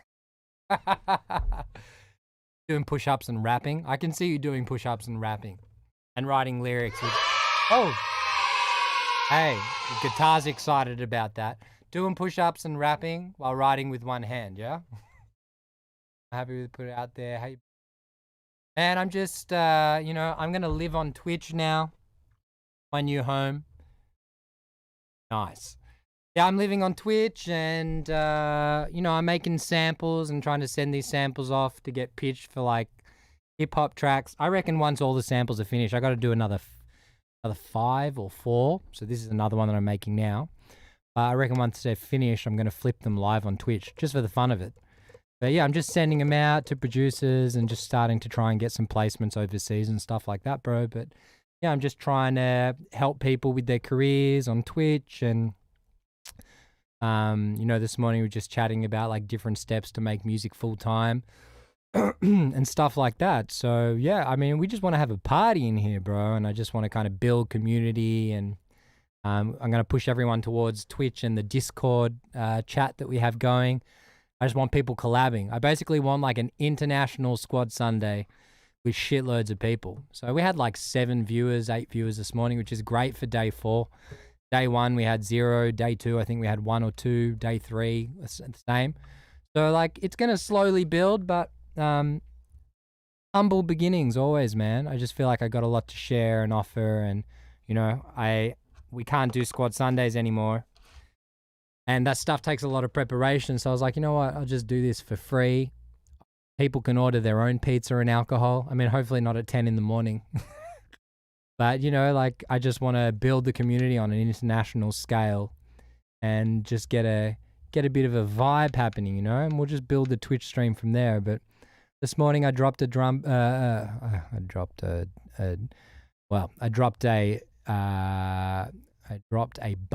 I was going to say a dump, but that's not the right word. I dropped a bunch of gems, just like stuff that I've learned over the last 10 years that I wanted to share. And that's it, man. Just making some music. Hopefully turn this into a sexy sounding sample. And that's it, brother. What else you up to, man? Where you working at? Oh, that's tight.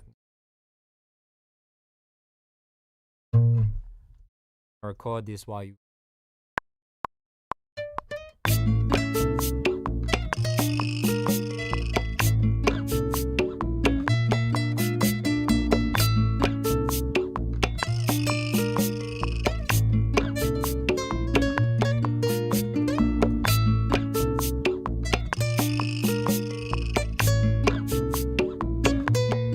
Timing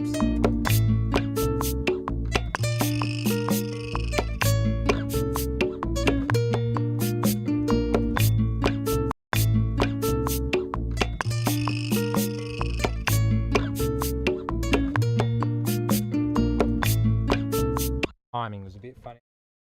Okay.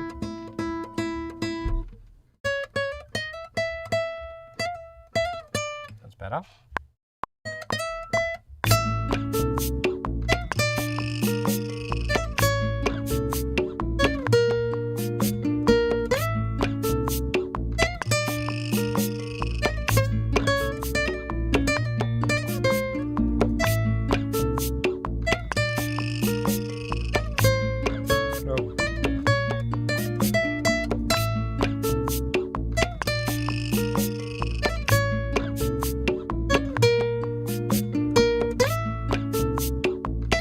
That's a good one.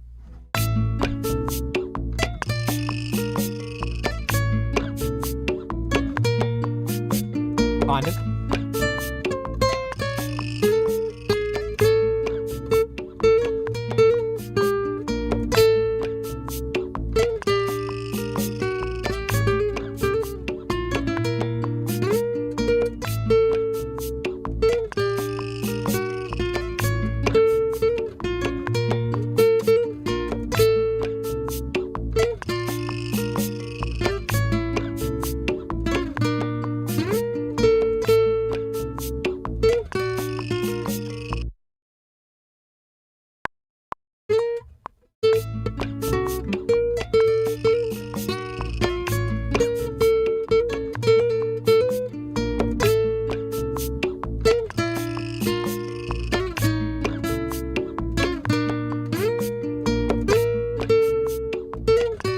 Ah.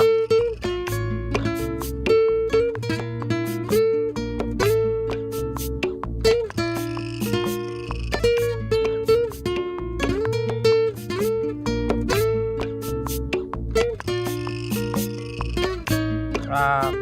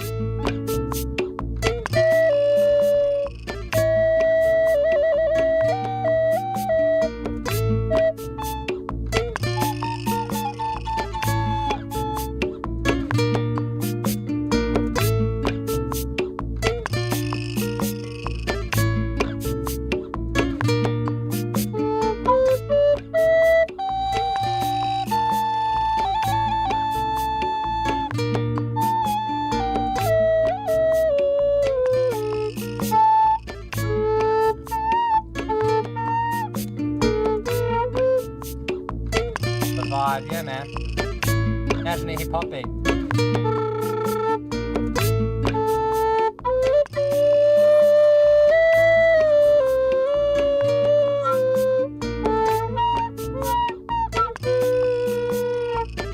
Gotta get the notes right. Gotta try and find some flute. Let's get I need a bit of reverb on the flute, like vibe me out a bit. Let's truck this over. Alright.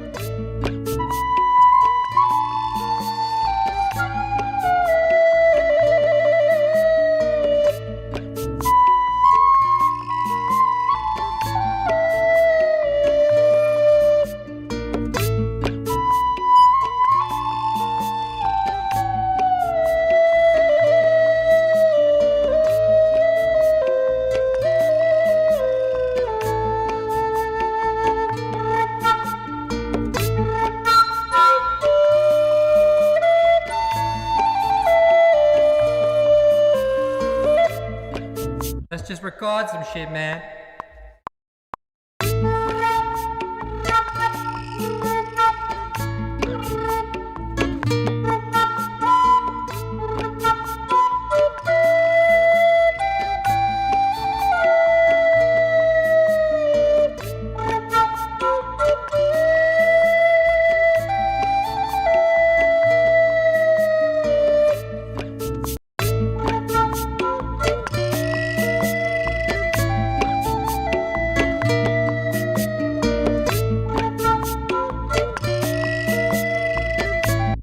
Yeah, I feel like I need to play it a bit longer, just get some vibes happening with.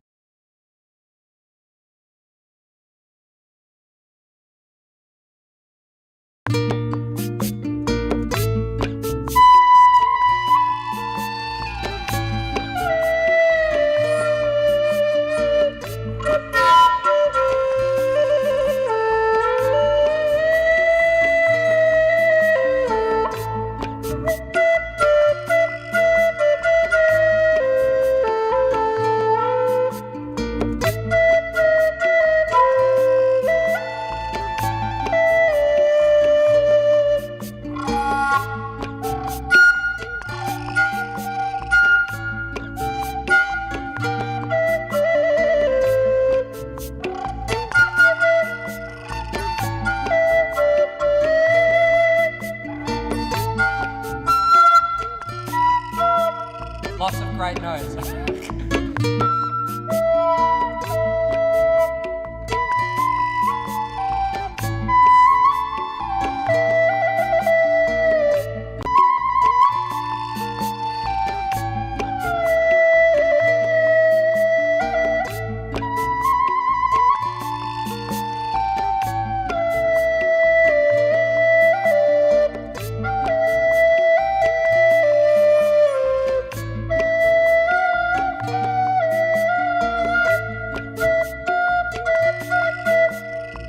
Half notes of me.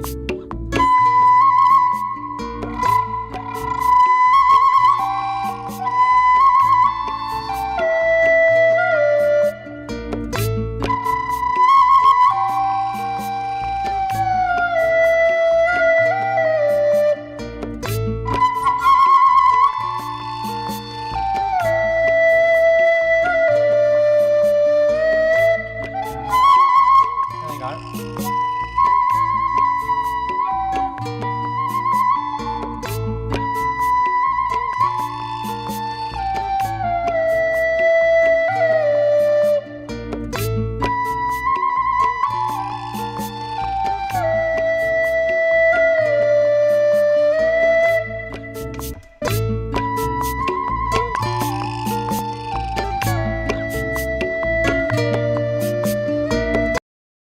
Like that one.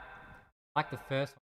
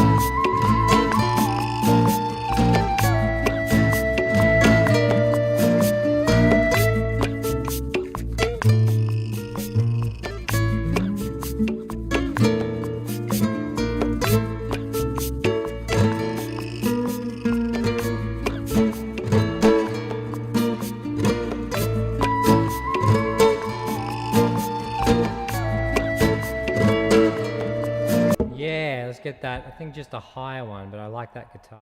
Woohoo! All right, here we go.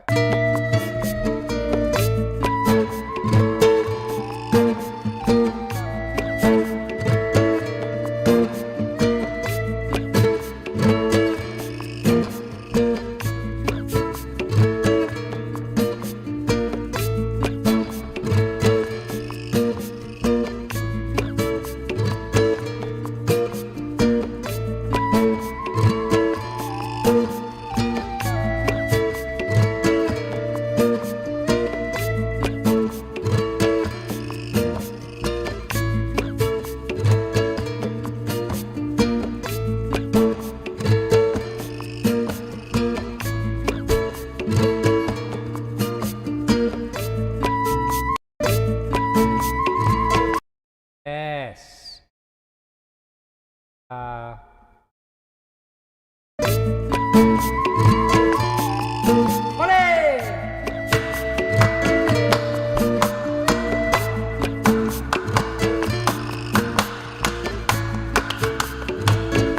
I feel like we need clapping in there. How do you feel? Well, let me take off this. Mics. Ooh, yeah, I feel like we need some clapping. Definitely want some clapping. All right, let's. Hey, okay, on the other mic. Ah, 1, 2, 3. Clap, clap, clap.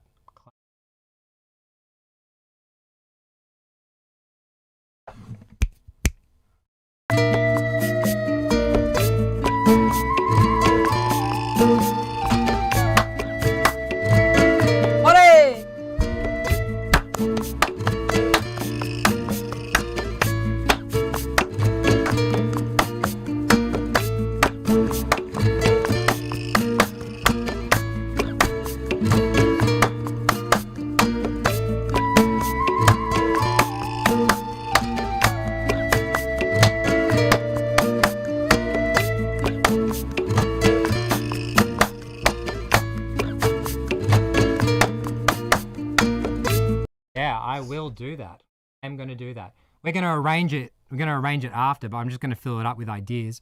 But definitely like a clapping section and just people screaming stuff. I like people screaming stuff in languages I can't speak. All right, let's add another clap.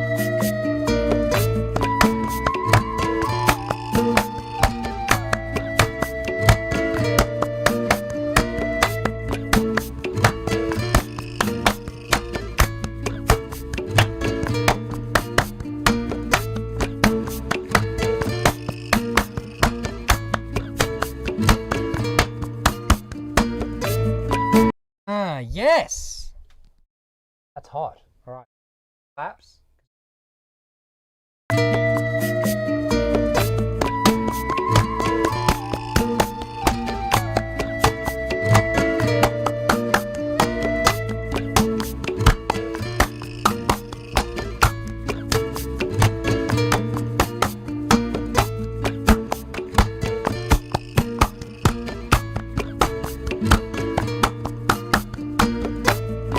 Oh, sexy.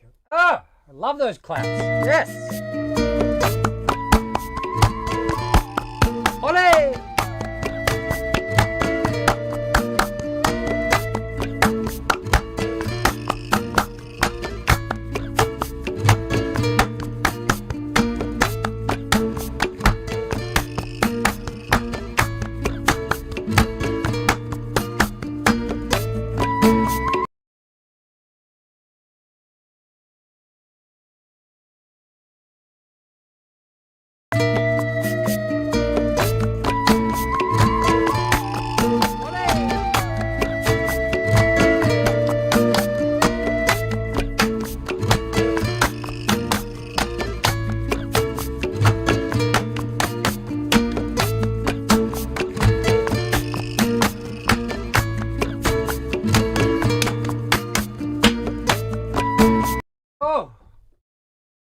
Break it down with some claps. Claps. Yo, yo, yo, yo, yo. Okay, we're getting excited now, man. I'm getting excited. When you're getting excited, that's a good thing. Let's just go here.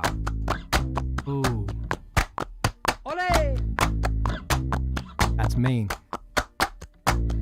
Da da da da da da something. Da da da da da da something. Da da da da da da da da something. The shit. I mean, there's a Jack Harlow track as well. Come on, Jack Harlow. Come to my Twitch stream. Yes.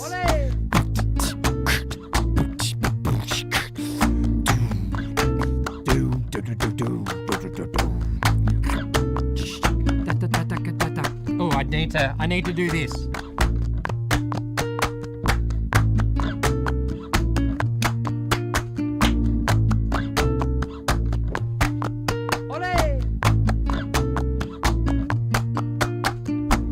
Drum solo. Uncalled for, but I need to. Yes, vibes. Oh, loud.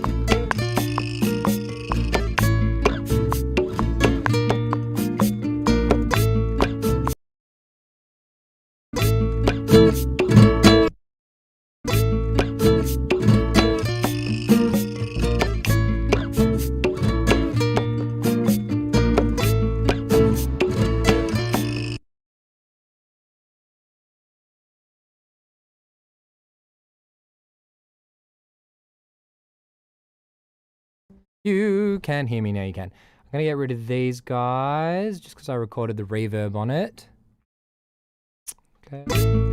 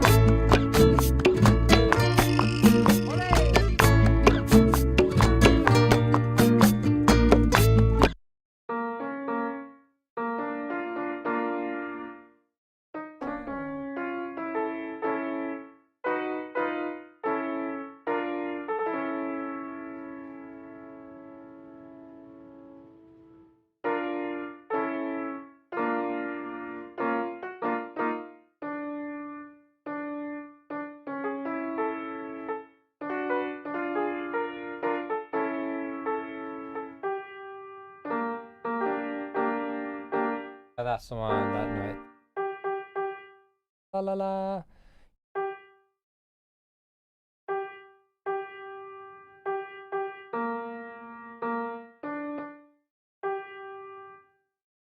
Oh, I surprisingly did that. Well, there you go. That's what I wanted, and that's what I did. Very rare occurrence. Actually, I don't want it to be.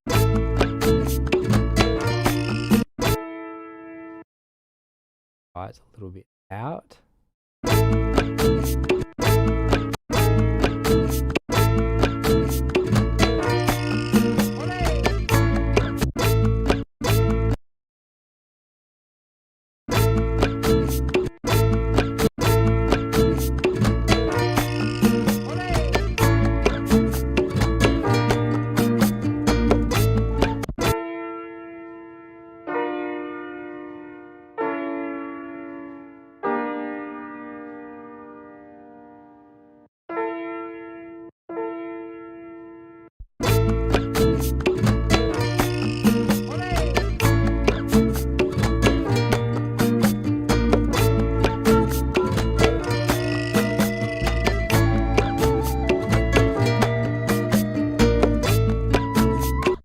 Yo, who's in the house?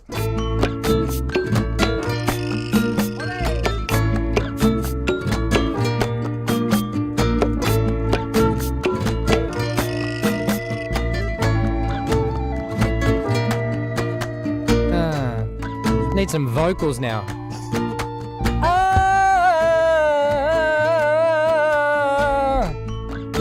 Sounds a little bit kind of Arabic, which I don't think is the right vibe. But it was nice. I don't think I can do what I just did again. We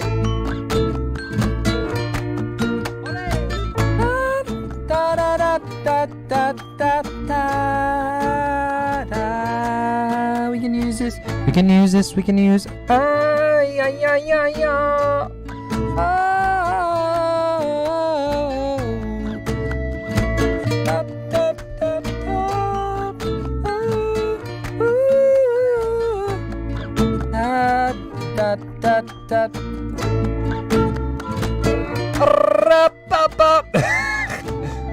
Not really a Michael Jackson track. Hey, yo, yo.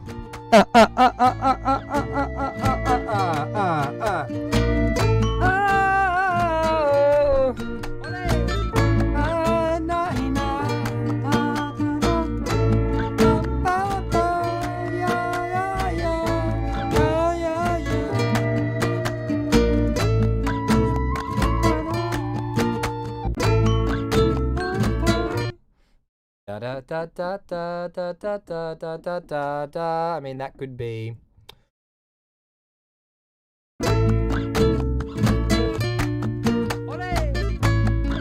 Yeah, bare bones, baby.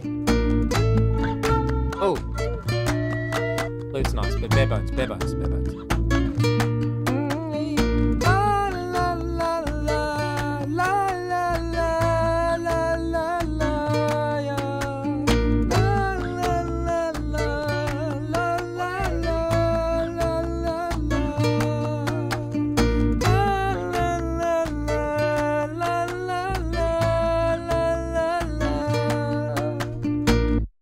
Right. Da, da, da, da, da, da, da. Ah, ah, la, la, la, la, la, la, la, la. But if we're recording, did we? Oh yeah, we did. Just very, very low gain.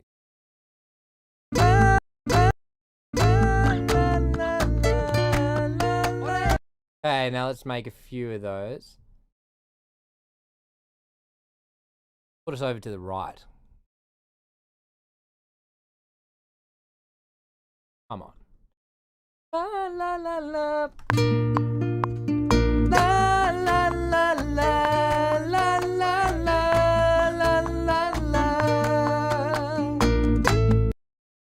La la la la. La la la la la la la la la la. That on 16. Ooh. All right.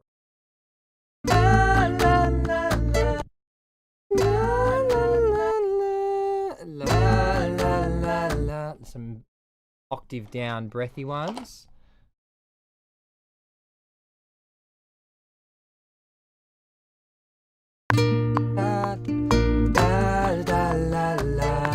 I said da, I meant la. Here we go. La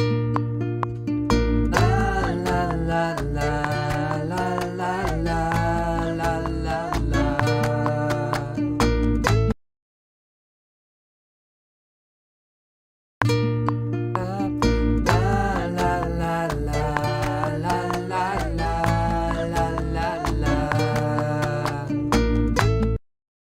What else comes to my brain?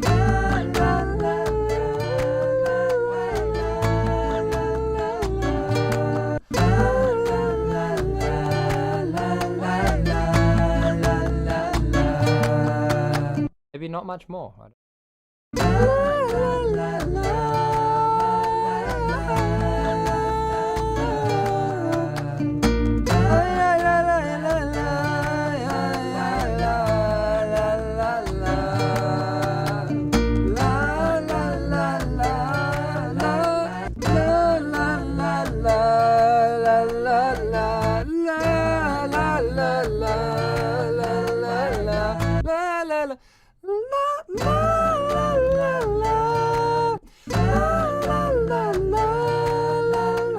Maybe no. La la. Let's go.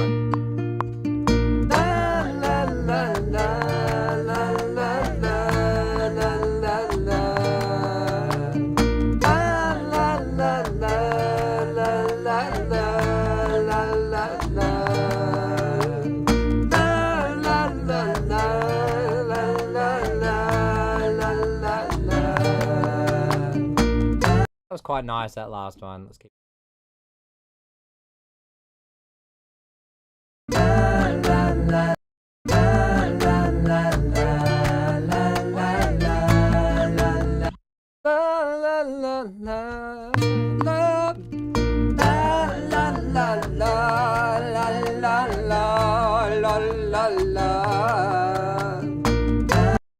Make them a little bit different, sound like different people. I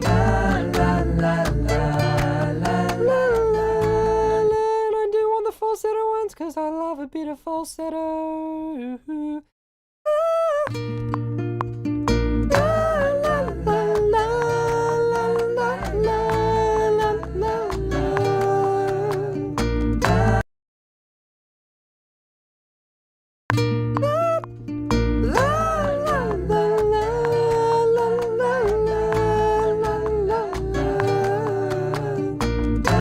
Hey?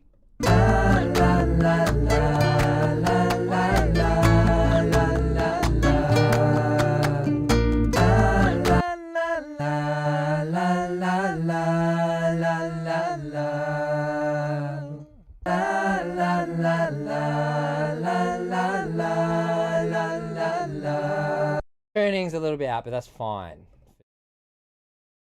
Box. Chuck a preset on it. Let me get my mic back on. Na, na, na, na, na, na. 2 mics, okay. One. Testing.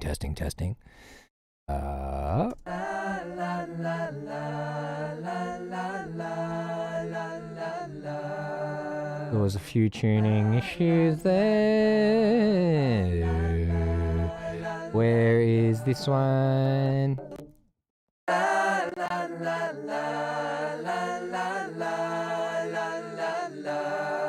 Okay, let's sort the tuning out before I go crazy. So let's get this one here. Actually, you know what? I need to pee. I can't hold it anymore. It's like my nemesis in the studio.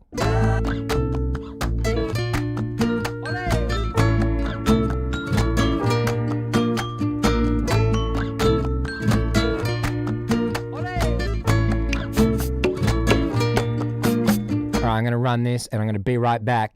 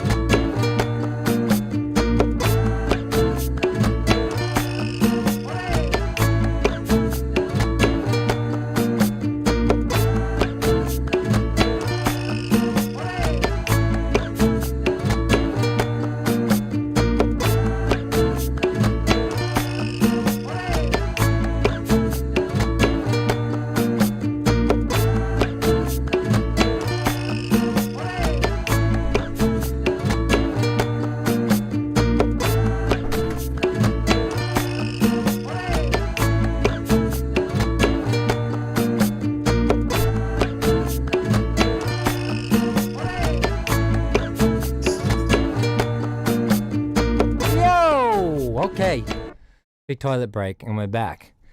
So protein shakes, I basically live on them. I just like drink liquid all day. And then at home I stuff my face, don't you worry. Drink a lot of H2O. And, you know, the other thing that drives me bananas, I don't want to hear that back from myself. Okay, so let's have a drink of H2O. How y'all doing, man? 2 viewers in here. What's going on?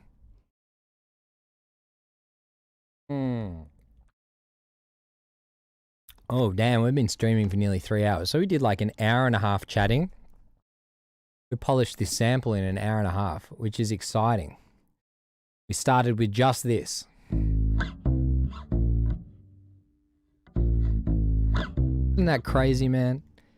Start from nothing. You know, like I literally had that thought in my head while I was in the shower. Boom, boom, boom. I'm like, that sounds badass. Boom, boom, boom. Boom, boom, boom. That's what my brain did. My brain went, yay! And I was like, I need to record that in my phone. You want to hear it? Play it again. Might hear the shower running as well.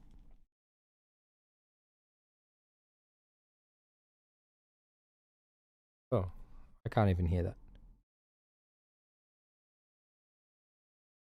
Why can't we hear that? Oh, wait. I got it on silent. That's why. No, I got it on Bluetooth. That's why. Nah, just can't hear it at all. Awesome. Oh, there it is. There it is. No, that's St. P. You can hear the shower running.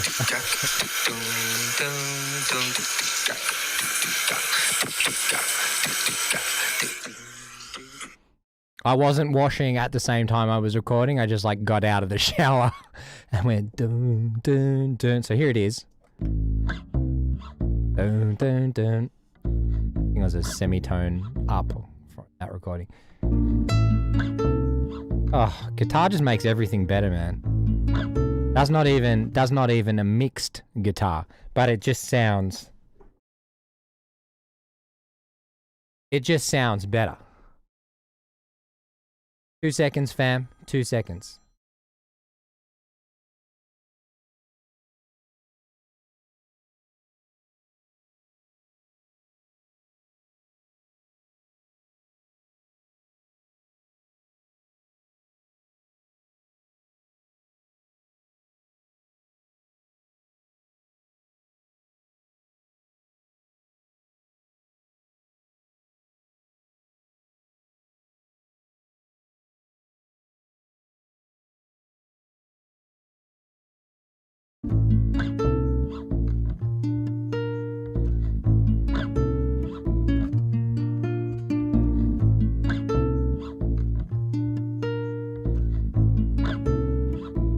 All right.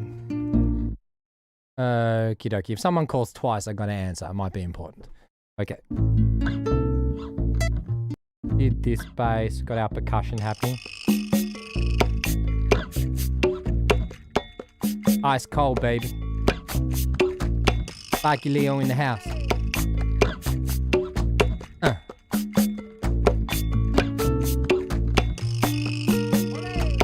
Yeah.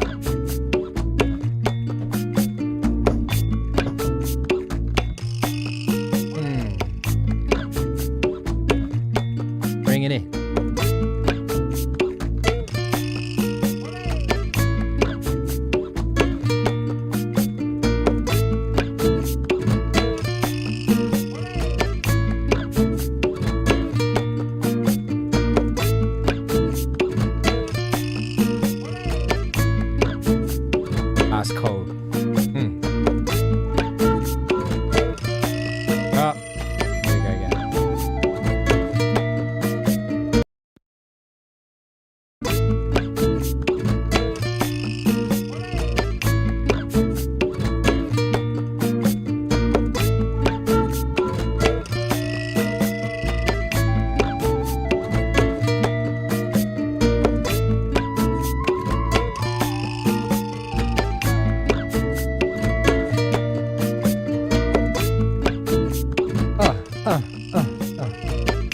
Okay, we're getting to the point where I need to arrange this.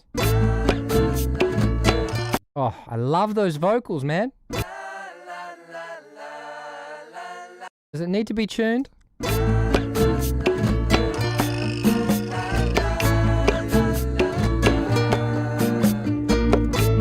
think I'm just gonna leave it, you know, like by itself, it makes me melt a little bit.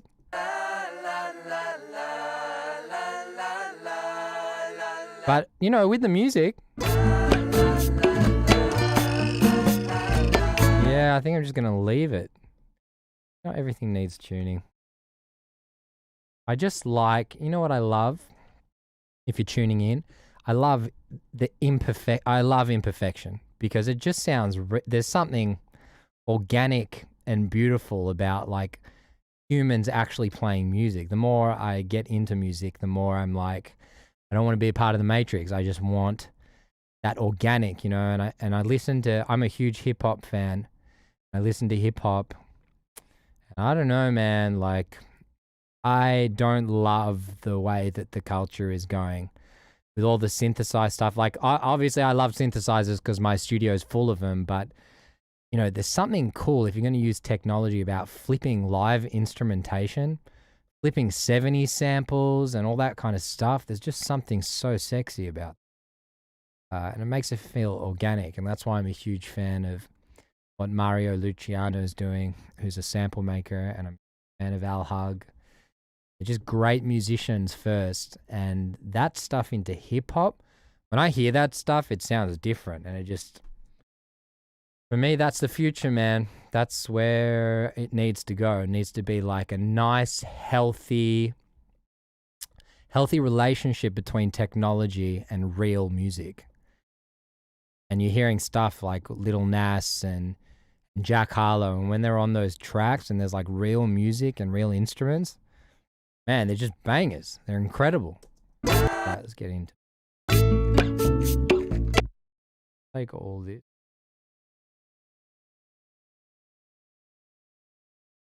No idea how we're going to.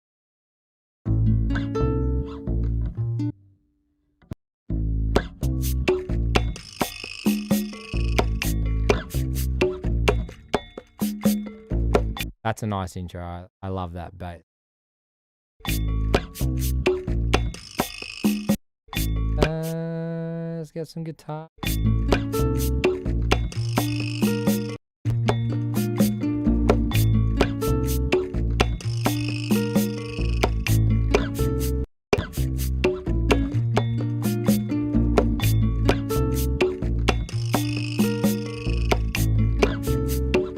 Need those claps to come in.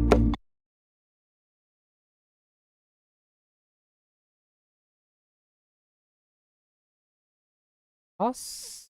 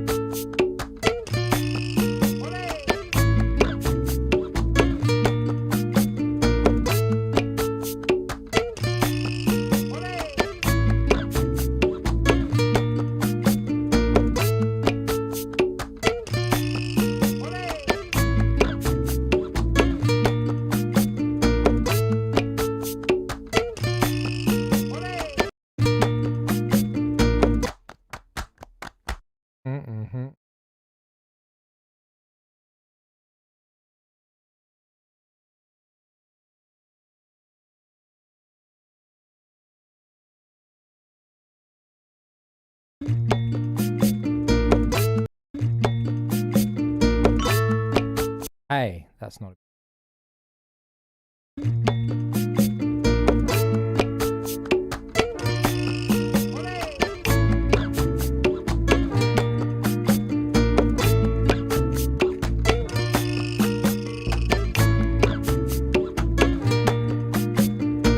And then let's go all in.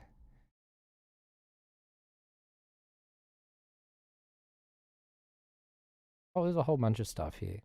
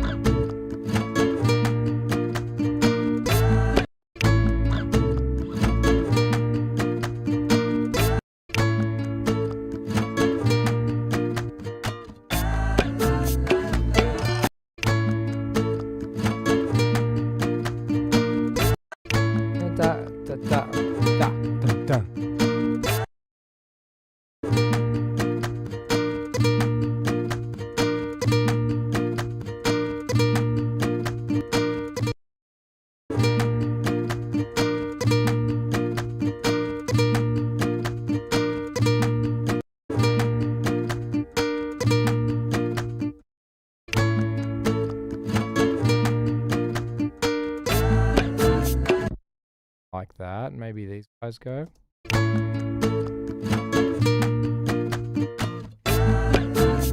Or maybe both.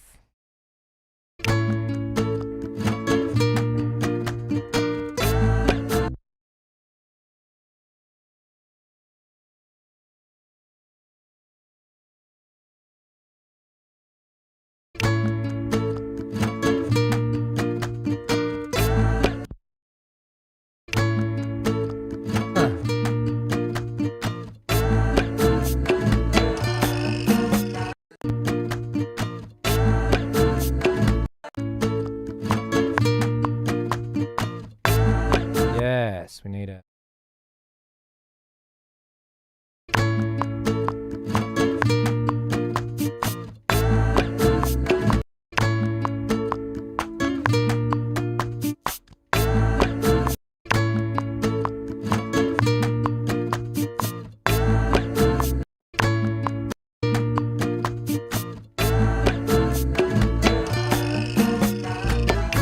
I don't love that. I just think I love this one.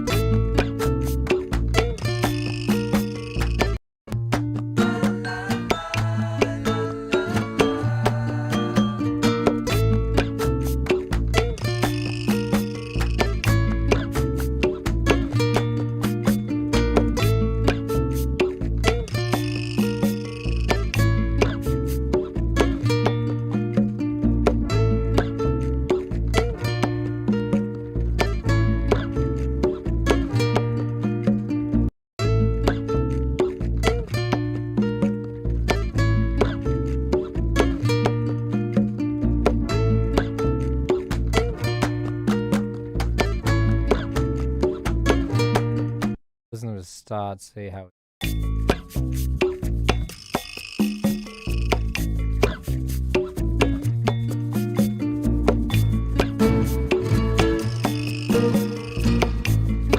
Oh, that's a mistake. I should be mute.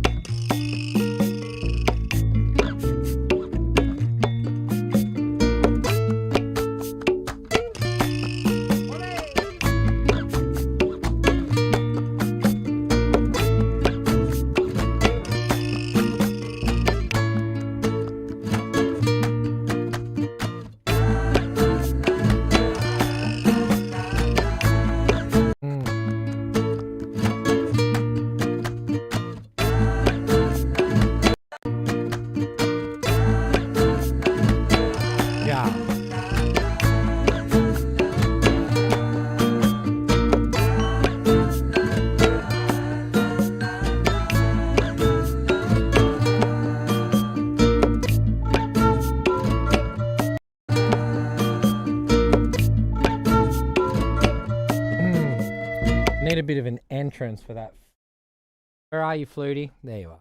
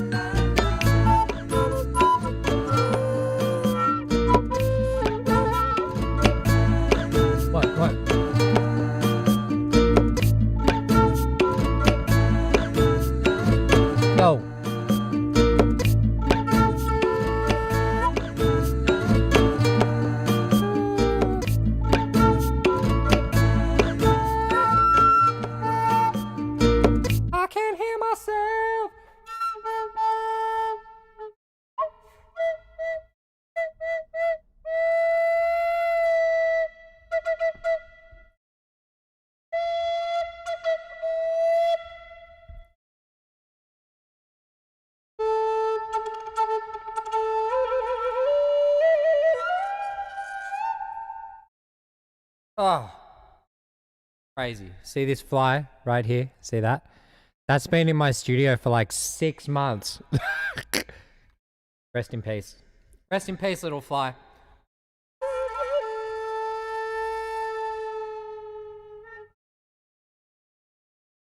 Let's go.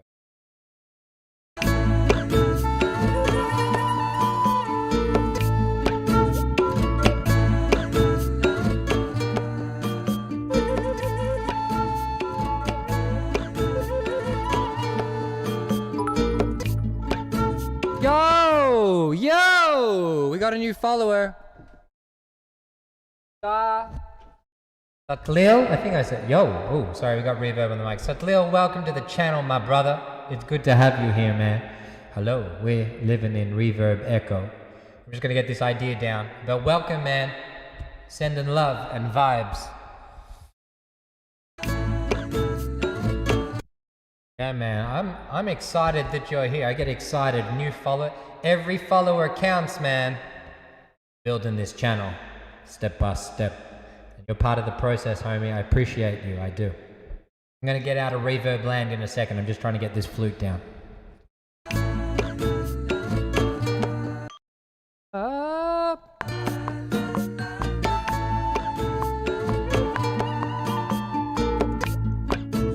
Yeah, that was it.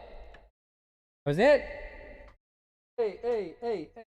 Hey, hey, hey. Ah. La, la, la. Okay, we're out of reverb land. Hey, sat vibe.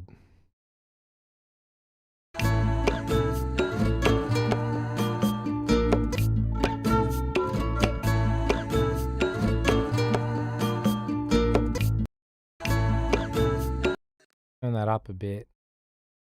I'm a beat maker. Welcome, man. What type of beats? Drill. New school. Yeah, man. That's the way. It's just rinse and repeat. You'll love the start of this this Twitch stream. I'm nearly on 3.5 hours here, but the first hour, man, once it's done, have a look, and I'm talking about how to build your career and trap old school. Nice, bro. That sounds dope. I'm talking about how to build a career, like if I lost everything, how I would start and where to source info and classes and lessons, all external, not my stuff. But I'm just saying, like, there's definitely a formula to this shit and a good way to do it and a way to make money as well. Where are you from, man? Are you Melbourne, Australia, or are you elsewhere?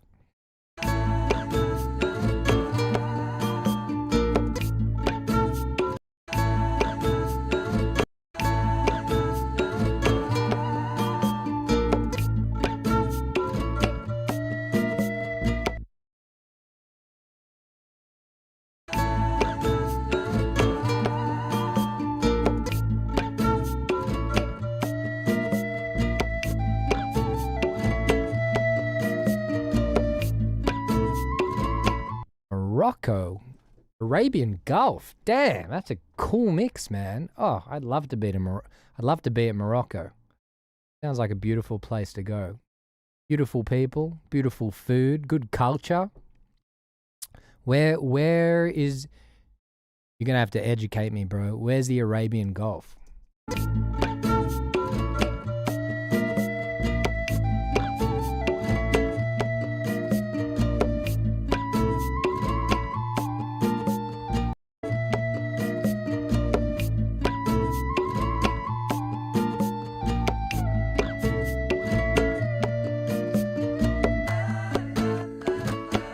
Oh, that feels good, that section. The west of the Middle East. West of the Middle East, so it's like never eat soggy wheat bix to the left. And what would that be? Is that like near Lebanon or Iraq? I mean, I need a map in front of me because that's how bad I am at geography. Let's have a look. Middle East.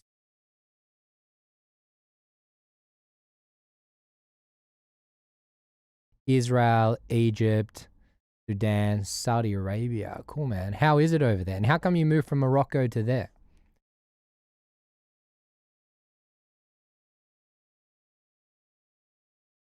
Man. Is that near Yemen, I think?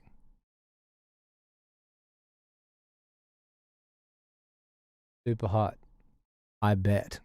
Hey man, it's super cold here. I don't know what's worse. Super cold or super hot. I probably take super hot.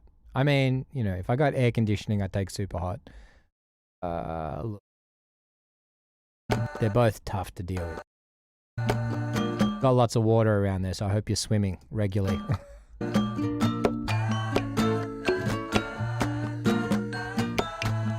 Make sure you join my Discord channel, bro. I'd love to hear some of your beats. Rap and old school, that sounds like my vibe, man. Send some of that stuff through. I'd love to hear. But just building the community, man, so you're just in time. But yeah, find my Discord channel, Spike Leo Music.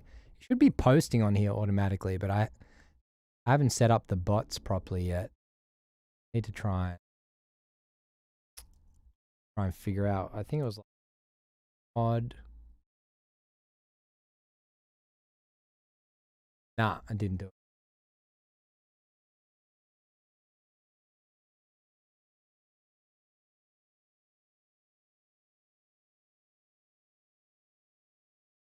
Let me see if I can find. I want to send you the channel. Should be sending autumn. La la la la la la la na na. While we're waiting. Ooh, that guitar's nice. Yes. There's the link, my brother.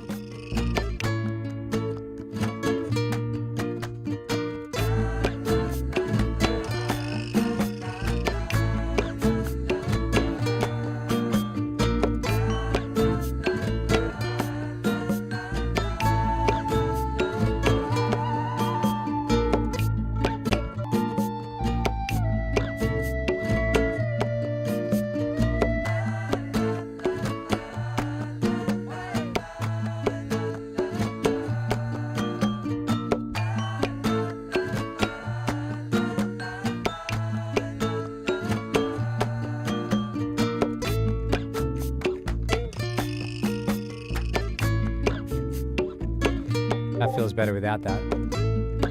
Oh.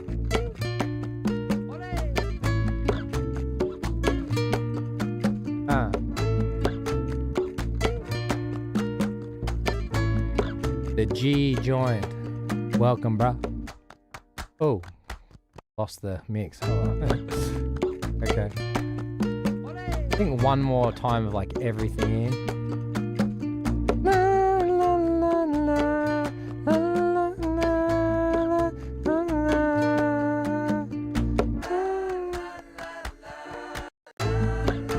I want to do like a little outro solo there.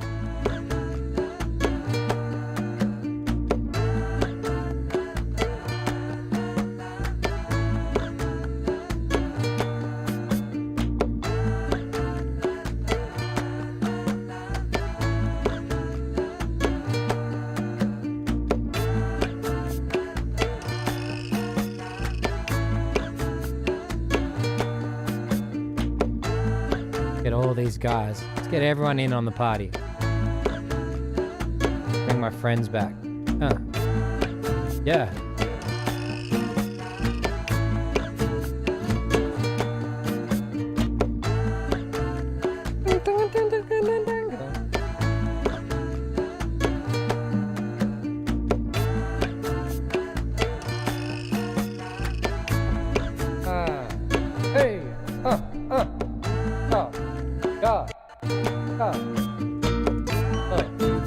Over here.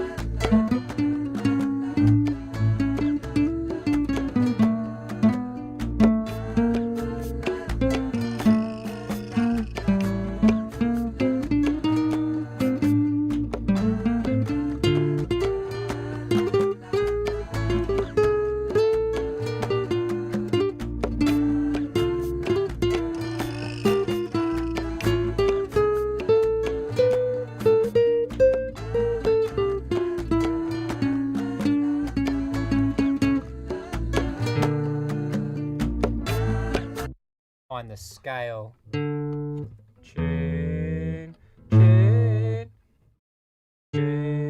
tune.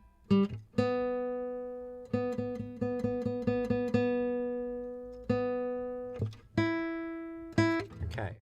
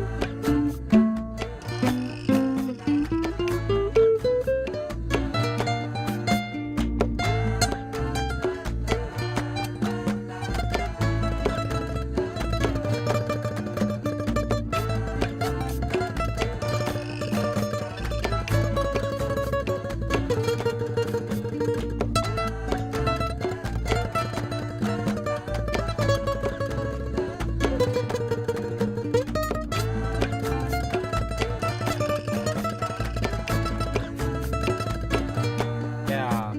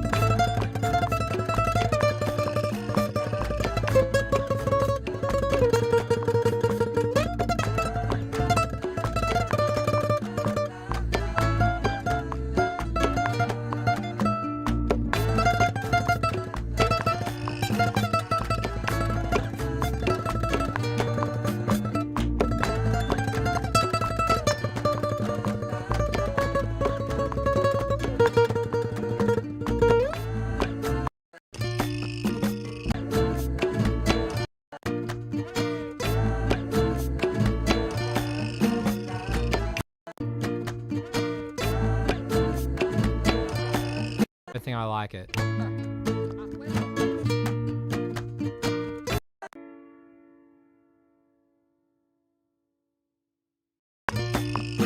Huh! Huh! Yeah, I think that's all.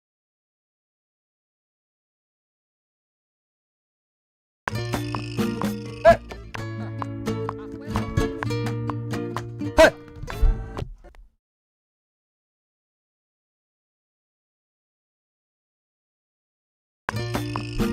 Oh!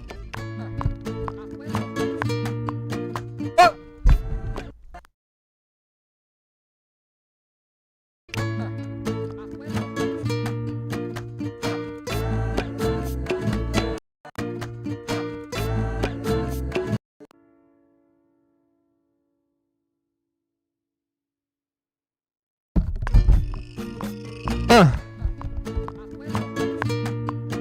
Huh!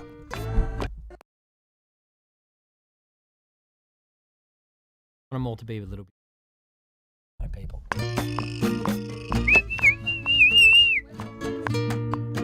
Huh!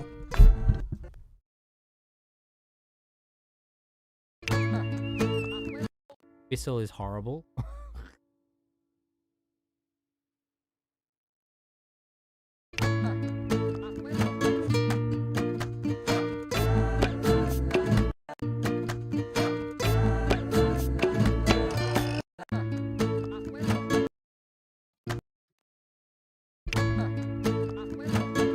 Ole!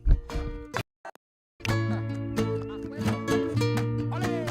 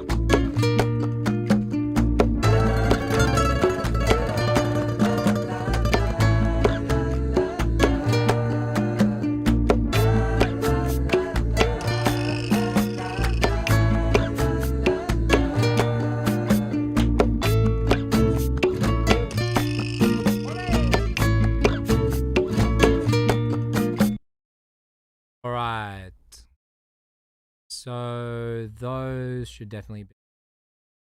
Firstly, the two left.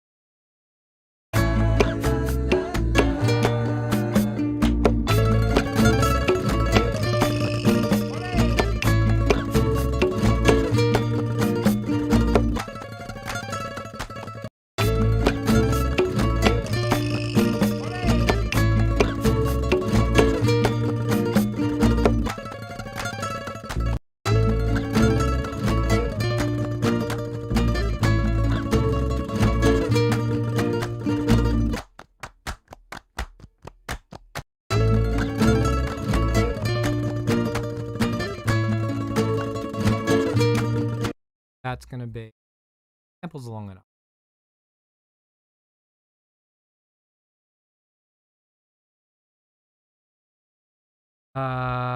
Where are we? Track.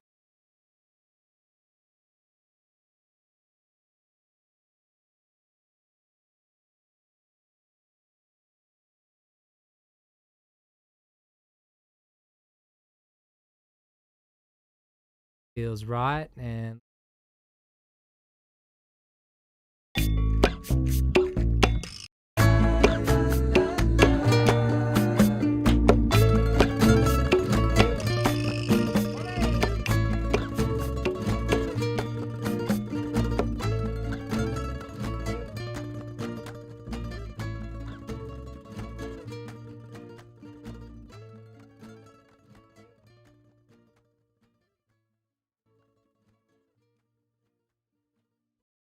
yeah, that feels.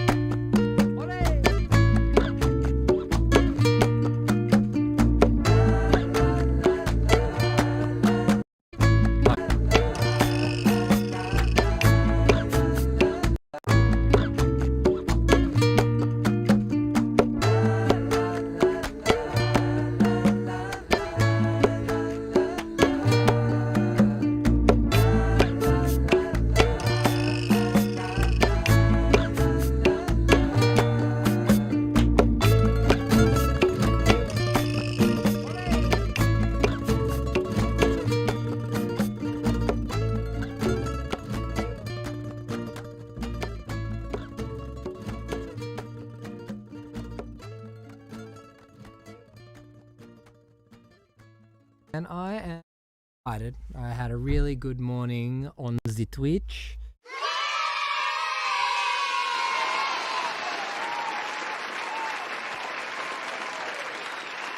Been streaming for nearly 4 hours.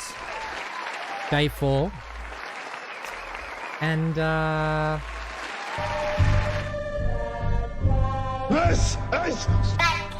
this is Spike Leo.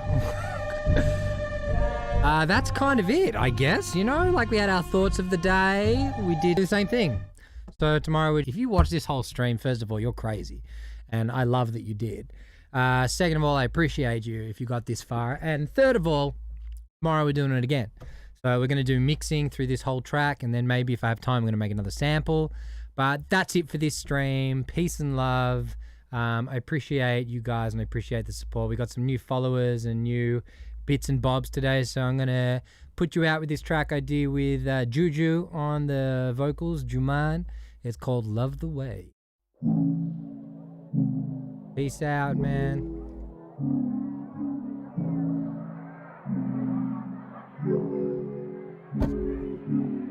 You over there with your longer hair, shaking about like you just don't care. Wanna come and hang over there. I feel you bringing it left and right. The way you move carelessly through the night. Can maybe just we be friends for eternity. Cause I like the way you do you. Yeah, I like the way you go through life for life. The way you deal with the night. Cut it so fresh, so clean, so sweet like ice cream. Yummy, yummy, wanna get in my tummy, tummy. I just wanna hang with you. Come on, I just wanna groove with you. Just chillin', I just wanna move with you. Baby, I love the way you do you. Baby, I love the way you groove too. Baby, I love the way you do you. Baby, I love the way you move too. No expectations, no limitations. Just wanna be all up in your vibrations. It's nice to see you again in this lifetime. This reflection connecting to my mind's eye. When we get together, yeah, you made me so high. Caressing with your blessing, there ain't no second guessing. Observing and learning like being too certain. Oh, I am certain you'll be there when I'm hurting. To show the light that I hide behind the curtain. Baby, I love the way you do you. Baby, I love the way you groove too. I love the way you do. I